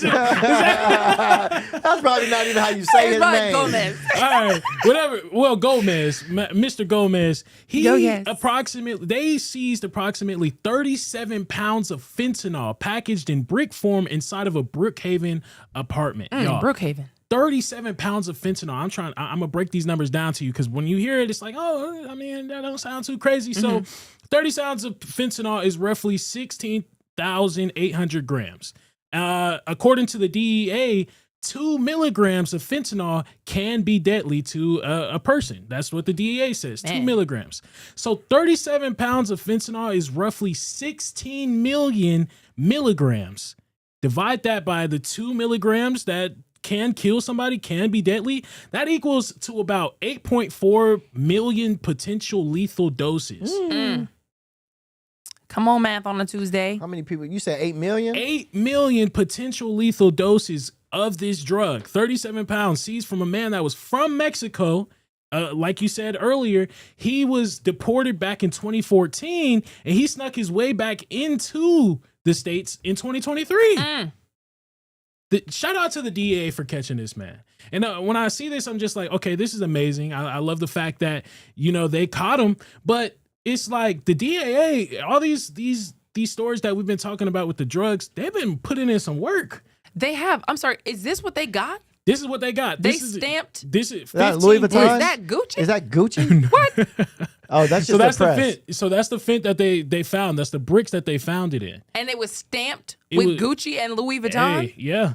And it was about 15 of those bricks that led, and it was about 37 pounds altogether. Wow. Yo, they're pushing major weight. If he gets caught, if he gets charged and he's fully guilty of this because he still has to go to court and everything like that, he should be deemed a terrorist at that point. You said 8 million. That could kill like 8 million people? It could. It's potential. It's a hypothetical. Dog, that's wild because it's only 11 million people that live in Georgia. So wow, that's a terrorist. God, dog. That's a terrorist. That is nuts, bro. From Mexico, allegedly, if it's proven that he's guilty, that's a terrorist. That leave a cool 3 million people left in Georgia. I mean, if we all did fentanyl, yeah, for sure. That's what I'm saying. But that's wild. Yeah, fentanyl is a new anthrax, man. It's crazy. And I was trying to figure out what this why like fentanyl is like so used out in Georgia. Apparently, it's just like oxycontins. Like people are using this like when they can't get like certain injury drugs and things like that. They'll resort to like fentanyl or something, and they make pills that almost look exactly like the pills that are prescribed. Oh yeah, it's very, very addictive. You know what I mean? Especially if you legally start getting fentanyl and then you get off of that legal fentanyl and you find yourself still wanting some fentanyl. Boy, these people have a pipeline of people who have just like met terrible fates just like that. It's pretty crazy. So yeah, like you said, good on the DEA. It's not just the cartel though. There was a different man who was also caught with drugs at a traffic stop. And 28.5 grams to be exact. So police say Stephen Bernard Williams was sitting in the passenger seat with just enough crack cocaine to turn a traffic stop into a life-altering moment. January 31st, 6 p.m. Roadway, Delk Road in Marietta, what starts as a routine traffic stop. They end up finding allegedly 28.5 grams of crack cocaine, 53 grams of pressed MDMA, 53 grams of marijuana packaged in multiple bags, 6.5 grams of cocaine, 10 oxycodone pills, a digital scale, and more than $800 in mixed bill. He had all that drugs and $800. God, you're a terrible drug dealer. All right? That's all I have to say. God. Now, here's the twist. William is a convicted felon. Back in 2014, DeKalb County Superior Court convicted him in a firearm-related charge, meaning legally he is not allowed to have a gun, period. And they found a gun in his car, a Springfield XD9 handgun. According to the warrant, when officers told him to step out the car, he tried to shrug off his jacket and reached toward the center console. Police grabbed his right hand. He pulled away. And then they grabbed his left. He pulled away. Officers said they had to take him to the ground and get him into custody. So now he's facing trafficking charges. All right. Intent to distribute, firearm possession by a felon, obstruction, and he's being held without bond. So this is, man. Your guy's a peewee compared to mine. Yeah, I'm just saying. The person I reported on, that's a big dog right over there. This dude right here is He's not. a peewee. It was a contest? Yeah, it is a contest. Oh, you guys are running a contest? No, it's a contest. I got bigger. Here's the thing, and I always tell people this, bruh. If y'all gonna do y'all drug serving, bruh, you gotta go all out. This ain't enough, okay? This ain't enough. If you gonna serve drugs and be a drug dealer, go all out, cause bruh, there's only two ways you end up: either dead or in jail. There's no other ways of doing this. So if I'm gonna do that, I'm gonna go as far as I can go. I'm gonna traffic as much as I can traffic. I'm gonna put as much stuff. 100%. What is the message that you're telling the kids right now? Ain't no kids watching this. They in school. All right. You got $800 in mixed bills. You ain't doing nothing. The message is do not do crime. Don't do crime. Don't do crime. But if you do, go all out. Go top notch. Ain't no point of doing it half. You know what I'm saying? Don't half step this. That's what I'm saying. You already gambling. You might as well go all in. You know what I'm saying? You might as well just go all in. Go all in, dog. Go all in. Now look. Now he's stuck. He can't even get bond with $800. You can't even get bond with that with $800, bro. That's all I'm saying. I feel like I'm hearing how men think for the first time being on this show. Well, 100%. Because that's the stupidest thing that I've ever heard in my life. Because how's that done? Where is the drive? Hello? You know, where is the effort? Where is the resilience? I need to see that. Yeah. Like that's what I like to see out of my drug dealers that I report on. Yeah, for sure. I need to see that you really bout it. Yeah, man. You motivated. Yeah, don't be half stepping. Amen. You know what I'm saying? El Chapo this thing, dog. If you gonna start, you gonna go all the way. Take it all. There's no limitations to what you can achieve in life, Come dog. on, bro. You be flying around with bricks. So he can't climb All the white ladder. bricks. He just has to be Listen, El Chapo. that's the life he chose. We didn't choose that for him. He chose that life. So if you're gonna choose that life, go all in. He set his own limitations. Yeah, ain't no participation trophies in this game, dog. Say it again. Come on, I'm saying. Say it again. You gonna make big dollars or you gonna die a scrub? Oh, we gotta go to break. Yeah. We're going to break. Be right back.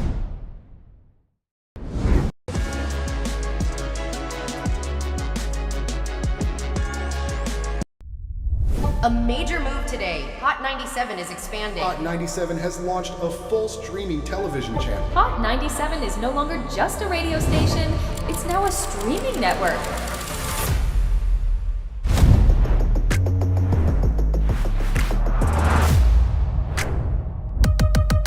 Welcome to Hot 97 News. Let's dive into the news because the news has been newsing.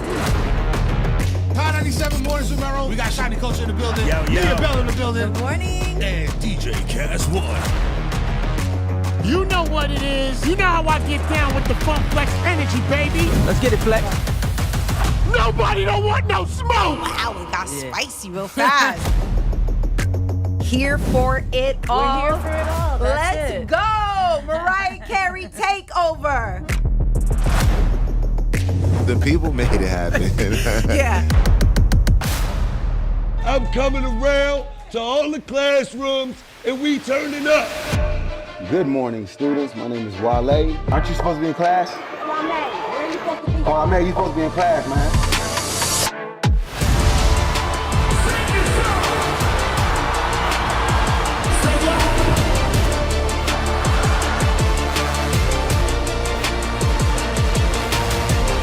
Rihanna has become a true worldwide icon. Congratulations on the job.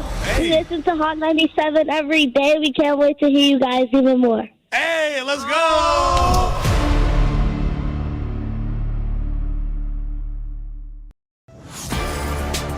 Get ready. The legend is on your screen. Funk Flex, the man who defines hip-hop, is bringing the heat from the radio booth to your TV. Where my camera at? That's my camera? All right. The biggest beats, the hottest freestyles, and that classic Flex energy. Bars are back. Now in your living room.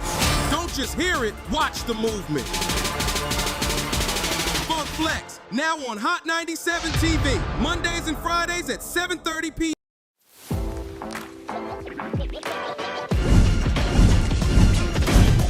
Welcome to Hot 97 News Atlanta. Chris here with Rondell with 2 N's. What it do? Give it up to you. And Million. Hey, the fact that this is a reality. Brand new live news show. I'm your host, Lana Harris. There is so much going on in this country and in this world. Civil unrest. Nobody's going to trust that. Any of this sounds, like I said, it sounds good. Yeah. It does sound beneficial.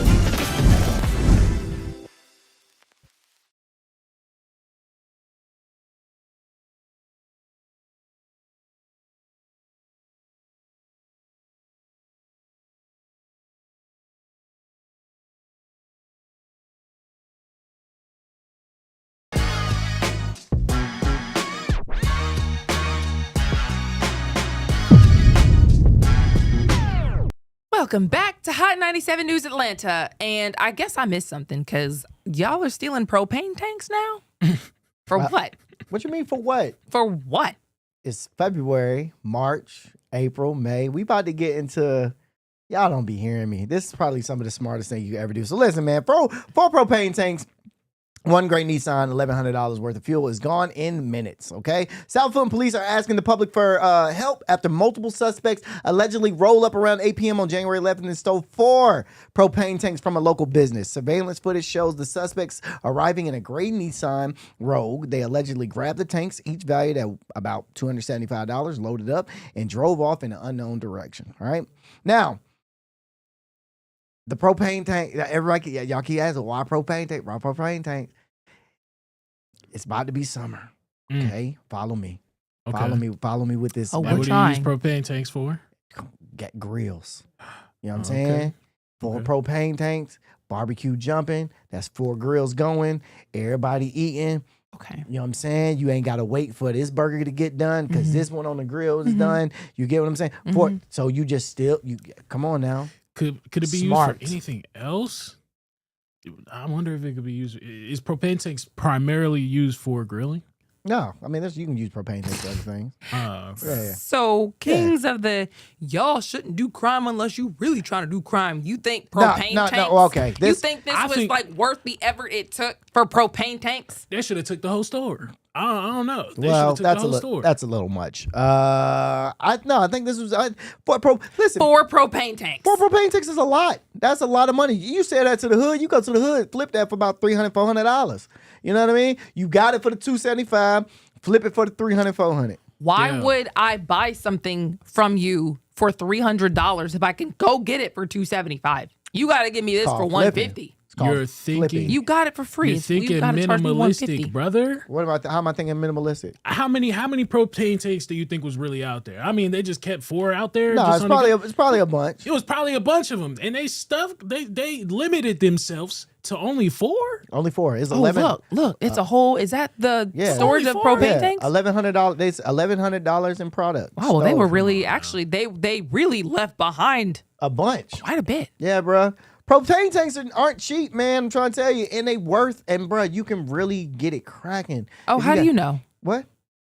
I asked how you knew. How do you know that? How do you know that you can get it cracking with propane tanks? How do you know? How I know what though? Because I'm just wondering. What are you asking? This is about was asking how you knew. It seems like a simple question to me. How do you know you could get it cracking with propane tanks? I mean, get it cracking like you could just pick them up and pay flip them. for them. Yeah. I don't know. Oh, yeah, okay. Not me. Because you seem to know. Oh no. From personal experience. Oh no. But I do know stealing 4 propane tanks could be worth a lot of money in the hood. Wink, wink. Could be. Is that pull him up? Is that Rondell? All I'm saying. Let me see. No. Oh, okay. All I'm saying is I have bought a propane tank from one of the homies in the hood. Okay. Fell off the truck. I have bought a propane tank from one of the homies in the hood. I'm trying to tell you, they do this all the time. This ain't nothing new. This is nothing new at all. So he did it for a reason. Yeah. Okay. Grilling season about to happen. Just trying to help out the hood. That's it. I hear you. Just trying to help out the hood. Okay. That's it. Okay. Anyway, we got to talk about kind of a serious story, but also kind of a talker because this case has a lot of people talking. This is having to do with the Appalachia High School shooting. Of course, that trial is kind of making its way, through the course right now. And Specifically, this is Colin Gray, who's on trial. This would be the father of the suspect, Colt Gray. Colt, of course, was accused of shooting up his high school, Appalachian High School in Winder, Georgia, 2 years ago, September 4th of 2024. So now the mom is testifying, and what she's talking about has people talking. Yeah, we got so she described warning signs and some of the father's failures to be proactive when dealing with their son. Here's a couple of things that she said. You could tell that he had a lot of anger and just yuck inside of him. If he went in Colt's room and tried to take his gun to put it up, that it would basically cause a storm, indicating he didn't want to take his gun away because he didn't want to deal with it. So that's her basically saying that she was like, her husband almost was kind of scared or lazy when it came to dealing with her son that shot up a high school, allegedly, because it's still a case that's ongoing. But are they together? No, so I knew they weren't together. That lady just kicked that man under the bus. Kind of, sort of, right? Kind of, sort of. So Marcy and Colin, they were technically still legally married, but they had separated for some time around October 2023. It led to her losing custody of all three of her children because she had at one point in time tested for drugs. Yes, and you know. All these different factors, parents separating, testing for drugs. Apparently the kid had some mental health issues. This is a lot for a child. Mind you, at the time of the shooting, I think it was the kid was like 16 years old or something like that. I can't remember how old he was. Definitely high school age. Yeah, he was in high school. So, a few more things that she ended up saying in her testimony. She said Colt made a disturbing joke at one point in time. He said, I've got to finish my school shooter outfit or something like that. But Colt said he was just joking. Yeah, my mom would have beat me down, boy. What do you mean your school shooter my outfit? My mom would have beat me down. Oh yeah. What? That's not like a oh my God. And this is why these people are on trial right now. This is why. Is it? The mom isn't on trial though. Right. Your kid is sitting here telling you that he's putting together a school shooter outfit.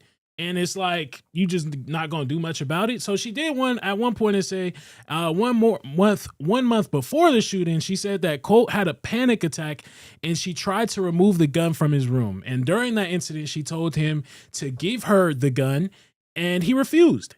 And she testified that he knocked her backwards into the door frame, leaving her dazed. See, this is the problem. I don't want to make it a racial thing, but it is a racial thing. Y'all be wanting to be so friendly and cool and kind with y'all kids, white people, and y'all should have been beating them. Beat your children. And people say, no, beating sounds so terrible. Give them a whooping. No, beat them. Certain kids need to be beat. I got beat. I got beat like my dad used to punch me in my chest. Probably shouldn't be telling this, but I got beat. I got beat. I was gonna say I got beat too. With a belt. I got beat too. Trust me, I got beat too. But are you beating your child if they have a gun? That's the issue. So this is a time where the kid actually did have a gun. She tried to take the gun away from him. Why does the kid have the gun to begin with? There we go. If you are too afraid of your kid to go into the room and get the gun, oh my God, and you can't send your husband. Bro, the warning signs were there. So the warning signs were there, but yet she still claimed that she, and I quote, I did not see a mass school shooting coming. No way. No way. He just pushed me into a door frame and left me dazed after I tried to go get his gun. Ha ha ha. And he had a school shooting outfit. Ha. What are we talking about? That's what I'm saying. I think she should be tried too. Oh my God. These poor families. This was avoidable. So they're only trying the dad right now because he allegedly gave the gun to the son and it led to the mass shooting that actually happened. But it's like a gift. She's seen some signs, she's seen some signs too. His defense attorney, by the way, Colin Gray, the father's defense attorney, said he meaning Colin, was not aware that his son was planning the shooting and had taken steps to try to get him some help. Just want you to know, we, got to tell you his side of it. But he did give his son that as a Christmas gift. As a whole Christmas gift. So the dad is facing 180 years in prison if it is found that he is guilty of doing this. Again, there was 4 people that died in this, 2 teachers and I believe 2 students. Yeah, man, you would have never seen too many black kids do nothing too much like stuff like that. Hey, bro, this is. What did the mom say again? Can you pull up her quote again? Because who's the he? He said he. I mean, Her she son. said he. You're saying at what point? Which Right. one? Can you pull it up? It's the first thing You she could said. tell that he had a lot of anger and just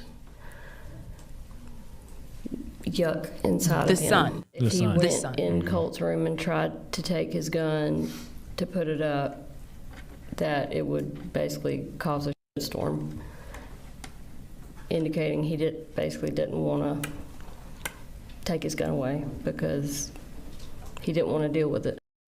That's literally you throwing the man under the bus. Oh, He's all on the way, trial all for the being way. negligent. Oh yeah, he said he didn't want to deal with it. Yeah, all the Judge. way. Do you hear that, Judge? He did not. Yeah, he knew it was a problem. That's crazy. Yeah, and so the wife, it's really messy too. And I don't know how they should be taking, if they can really use this, testimony for real, because at one point in time she was keying the dad's car allegedly. She was really angry with the father because he was keeping the kids away from her at one point in time. Did you say she had drug abuse in her history? I can't say drug abuse, but it was found that she had drug in her system at the time when they tested her for some drugs. I didn't know even though you were allowed to testify if you had that in your system. No, not at the time of the testimony, not at the time of the testimony, but Well, when just in general, if you were known to be on, and I guess I'd have to look up that law or that regulation, whatever it would be. But I thought that the whole point was to not let somebody who might have an altered sense of what that situation was go and testify and tell you on the record, well, this is what I saw. Well, were you there all the way? I mean, boy, what a mess. Disappointed, man. Disappointed. But Man, these poor families. We're still looking. We're still looking? We're still looking at the results. Oh, I thought it was. Oh, my bad. I was like, wait, what? Because the son also is being tried. The son is also being tried too. So we're still waiting to see those results from the dad and the son, but we'll see. Okay. Well, we'll keep an eye on it. In the meantime, switching over to other news, there was a burglary suspect that they caught in an air vent. Yeah. You people are crafty. So police say the burglary call came in after the business owner observed a person on the roof via live surveillance video. So they caught him on surveillance video, and when officers arrived, they found evidence that someone had broken into the building and interfered with the HVAC system. So the search expanded to the building's ventilation system. They couldn't find him anywhere, so they said, we just gonna look through the vents. With assistance from a K9 and specialized search tools, officers located, you're not gonna believe me when I say this, but bro's name was Anthony Roach. In the Sounds about right. inside the air duct. Anthony Roach inside of the air duct. Crawling around like a little Crawling around like a little roach. Name fits the crime. So they found him with a pistol, and they took him into custody, and he didn't have any injuries or anything like that on him. The status of the business was listed permanently closed, mind you, at the time of this, and it has not been officially addressed with authorities though. But. That's even crazier. Breaking into a nothing even in the bid. Bro should have been breaking in somewhere for a job application. Wait a minute. Why he ain't break somewhere that was worth something? He got terrible intel. Terrible intel. He should have broke into a much better place. You just shimmied through the rafters into an empty building that's permanently closed. What was you planning on getting, big dog? What were you planning on getting, big dog? A charge for what? Bruh. With a name like Roach. With a name like Roach at that. You know, they used to say they named you blacksmith because you were a blacksmith. You know what I mean? They named you a Roach because you were Roach. God already knew what you was going to be on. Exactly. Let me give you to a family named Roach since you want to be in the rafters. Why did you, what possessed you to even Yeah, man, you got to talk to you. Whoever put you on this heist. I got a hit for you. Yeah, whoever put you on this heist, bad. Soon as you get out of jail, go fight that person. This was a setup. This is a super setup, bruh. A super setup. Got you crawling through the air ducts like an actual roach. Police showed up. Like, wait a minute, I'm still in the thing. They probably arrested him. Was like, what's his name? Roach. Sounds about right. Sounds about not right. Again. Yeah, man. That's crazy. It's not upsetting, but it is kind of funny that he lived up to his name, bruh. He probably his entire life was like, man, you ain't gonna live up to nothing. He was like, one day I'm gonna live up to be a roach. A roach is I'm gonna be that roach I've always wanted to be. I'm gonna be the best roach ever. I'm gonna be the best roach ever. Best roach wouldn't have gotten caught. Best roach wouldn't have got caught. You can't catch them. The roaches are crafty. Roaches don't die, baby. Roaches don't die, baby. They multiply. So, but we don't want you to have any more roach babies though. So don't go multiplying because. Can we rate it though? If he didn't get caught, that's kind of creative. But he did. Going through the air ducts? Yeah, but he got caught, so I can't even rate It this. sounds like he watched a movie or a show and then thought, oh, I could do this. I could probably pull this off. He's an idiot. You picked a place that was permanently closed. I mean, there's levels to how badly this should be scored in the ranking that I refuse to be a part of. He was terrible. It was a good try though. Yeah, it was a good try. Yeah, I don't give participation trophies out. I get it. Yeah, I get it. Yeah. We rank over here. Meanwhile, this is the craziest way to get arrested for false imprisonment. It all started when somebody's wallet went missing at work. Yeah, this is now, before I get into the story, I do want to say if anything of mine goes missing, I'm shutting this thing down too, okay? I'm shutting it down. So I feel them I feel them on it. You know what I'm saying? So a wallet went missing. It turned into the Inspector General. They met the definition of a felony false imprisonment.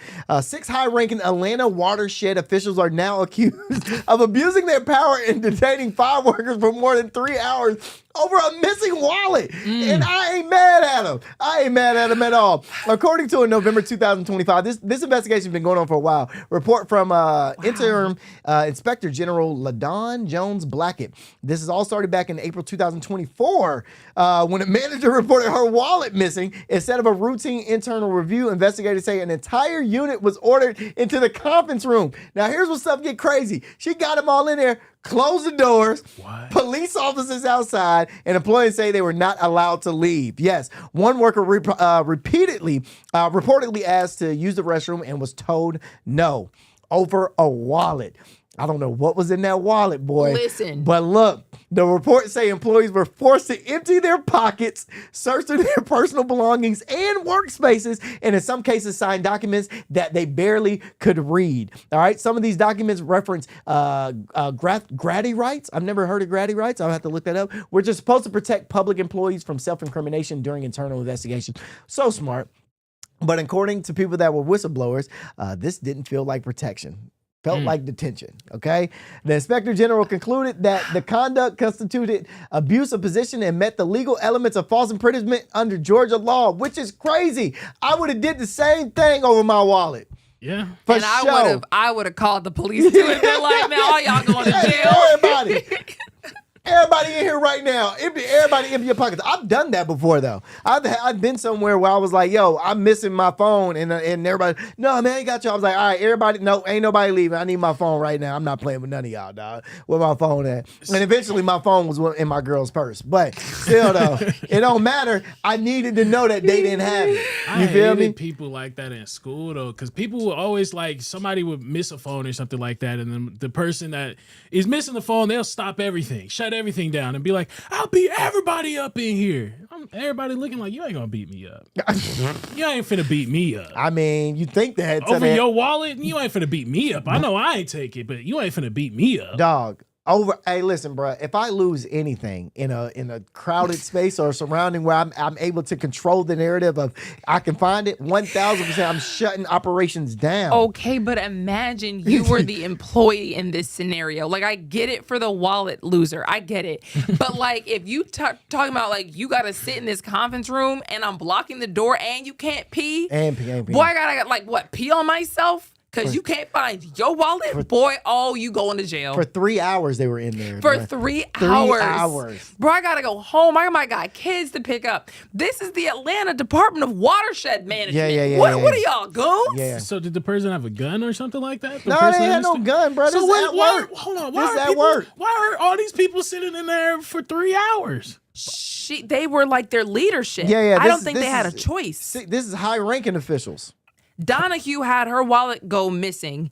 It's her last name. Yeah. DeValerie Donahue. She's manager number 2.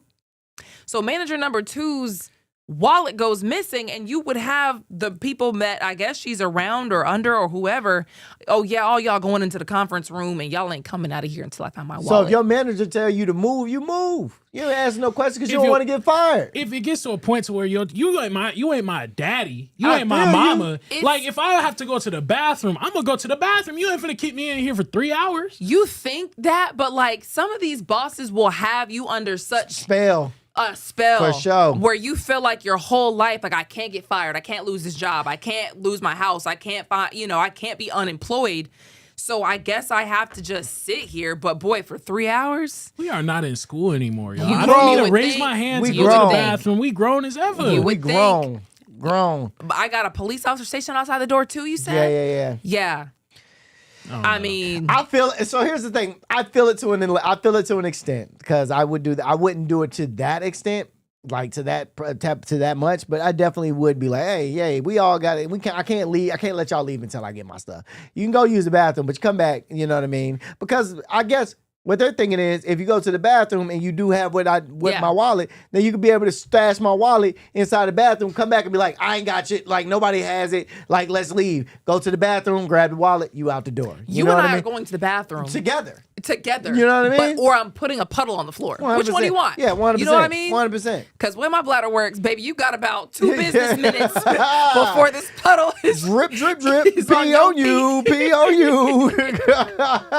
So they never found the wallet? Never found the wallet. Dang. Yeah. All happened, and you going to jail. And you going to jail. But if you don't just cancel your cards and move on, girl, like, it's not that deep. You can go get a new ID. You can go get all new cards. Everything is digital now anyway. All your stuff should be stored on your phone. So that's crazy. That is so wild. So I don't know if I would ever. I didn't know the Department of Watershed Management was getting down like that. There's a gang over there, baby. There's a gang over there, baby. Wall the nut. All right. In other news, man, Delta is just taking a couple L's these days. And it's crazy because we do keep talking about Spirit, but Spirit has not been in the news. It's so funny how y'all have been skipping over this story. Like, I wanted it to be at the top of the hour. Okay, well, we got 4 more minutes, so I got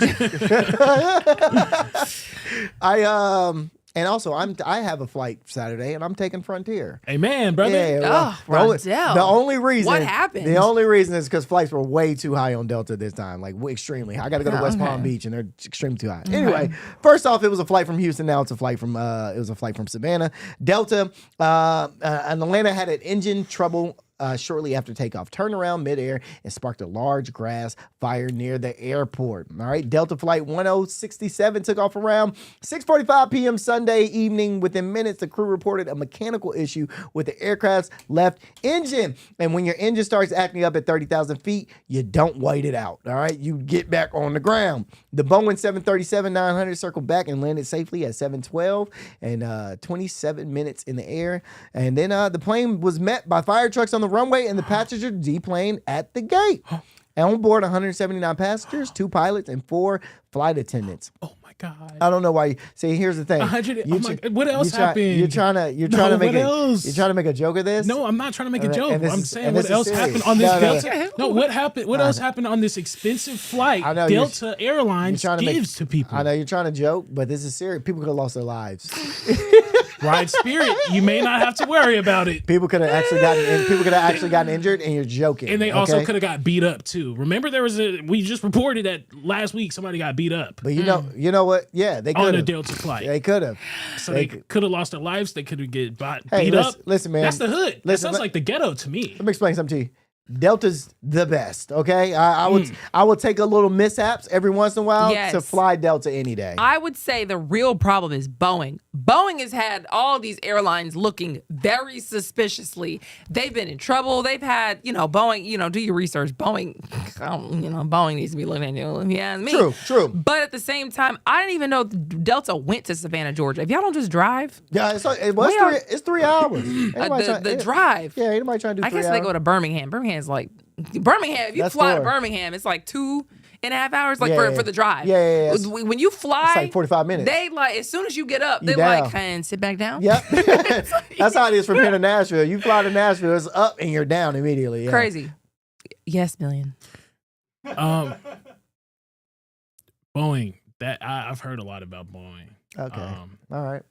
I'm just looking at it right now. It says Spirit Airlines does not use Boeing aircraft. As of 2025, the budget carrier operates on all Airbus fleet consisting entirely of whatever family jets, but they don't use Boeing jets. Okay. So then that is a good question. Would you rather fly on like a Boeing Delta flight that might lose a tire or have engine failure or whatever, and that happens rarely. Or you fly Spirit, you have to take turns flying the plane. The people who work there hate you. You got to sit on somebody's lap. You have to sit on somebody's lap. We're on the news. I need to see official reporting that people are driving the flight. You got to sit on Where's somebody's the lap. official reports that I have seen? You get cussed out when you walk up to the gate. What? You don't get snacks. Where's the you news? gotta pay for your bag. Where's the news? You don't get snacks. They give you a do have to sip pay for of your water. bag. You got to pass a water bottle around. Everybody get one sip of water, and you got to pass the water around. Again, this is false information y'all are giving. Let's be real. Let's talk about the facts here. All right, we tell just us about reported. Spirit. We Tell us just what it's like reported flying on on Spirit. somebody getting beat up on the Spirit airline. What on the Delta? Yeah. What I mean, is on a Delta. Right. What is it like on a Spirit flight? Like, what is it like? What's the experience like? It's pristine. Oh yeah. It's pristine. Oh yeah. On a Spirit airline, I mean, I don't have to worry about the next person behind me beating me up, the person on the side of me beating me up. Oh no. Yes, you do. Because there's no reports on it. I haven't had any personal experiences on it. But I do recall in recent, mind you, this is back to back, y'all. This is back to back. Y'all could go back 20-some years and find something. I'm sure of it. But this is recent. This is back to back. Delta, what's going on? I'm not longer going to engage in brokenness. Brokenness? I guess. Call it what you want. But you know what? Yeah, I mean, you don't make a bad point. Delta is charging people too much. He's not wrong. For this type of behavior. Because what you have us looking back, you have us getting talked down to by Spirit flyers, Delta. Crazy. That's wild behavior. Yeah. You know what? All right, Billion. You know what? Wait till we get a Spirit story. Come on now. I can't wait. Wait till we get a Spirit story. I know y'all like to pop off at Hartsfield at the Spirit counter in D or wherever y'all go out from. We got to go. We will see you tomorrow. Peace.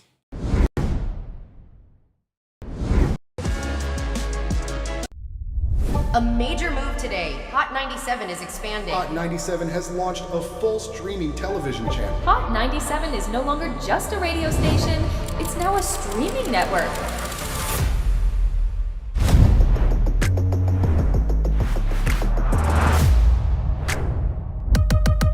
Welcome to Hot 97 News. Let's dive into the news because the news has been newsing.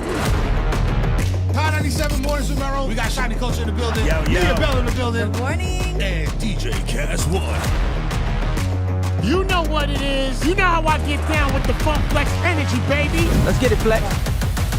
Nobody don't want no smoke. Wow, it got spicy real fast. Here for it all. We're here for it all. Let's go. Mariah Carey takeover. The people made it happen. Yeah. I'm coming around to all the classrooms and we turning up.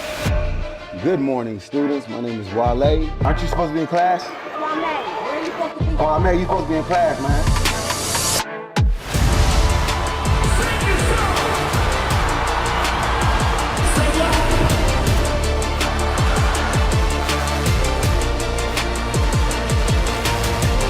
Rihanna has become a true worldwide icon. Congratulations on the job. We listen to Hot 97 every day. We can't wait to hear you guys even more. Hey, let's go!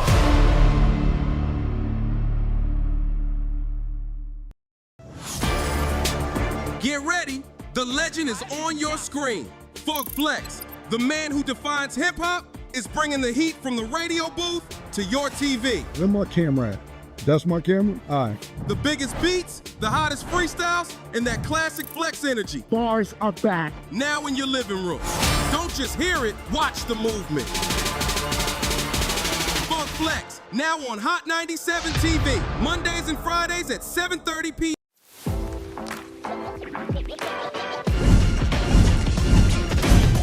Welcome to Hot 97 News Atlanta. First, here with Rondell with 2 N's. What it do? Give it up to you. And Million. Hey, the fact that this is a reality. Brand new live news show. I'm your host, Lana Harris. There is so much going on in this country and in this world. Civil unrest. Nobody's going to trust that. Any of this sounds, like I said, it sounds good. Yeah. It does sound beneficial.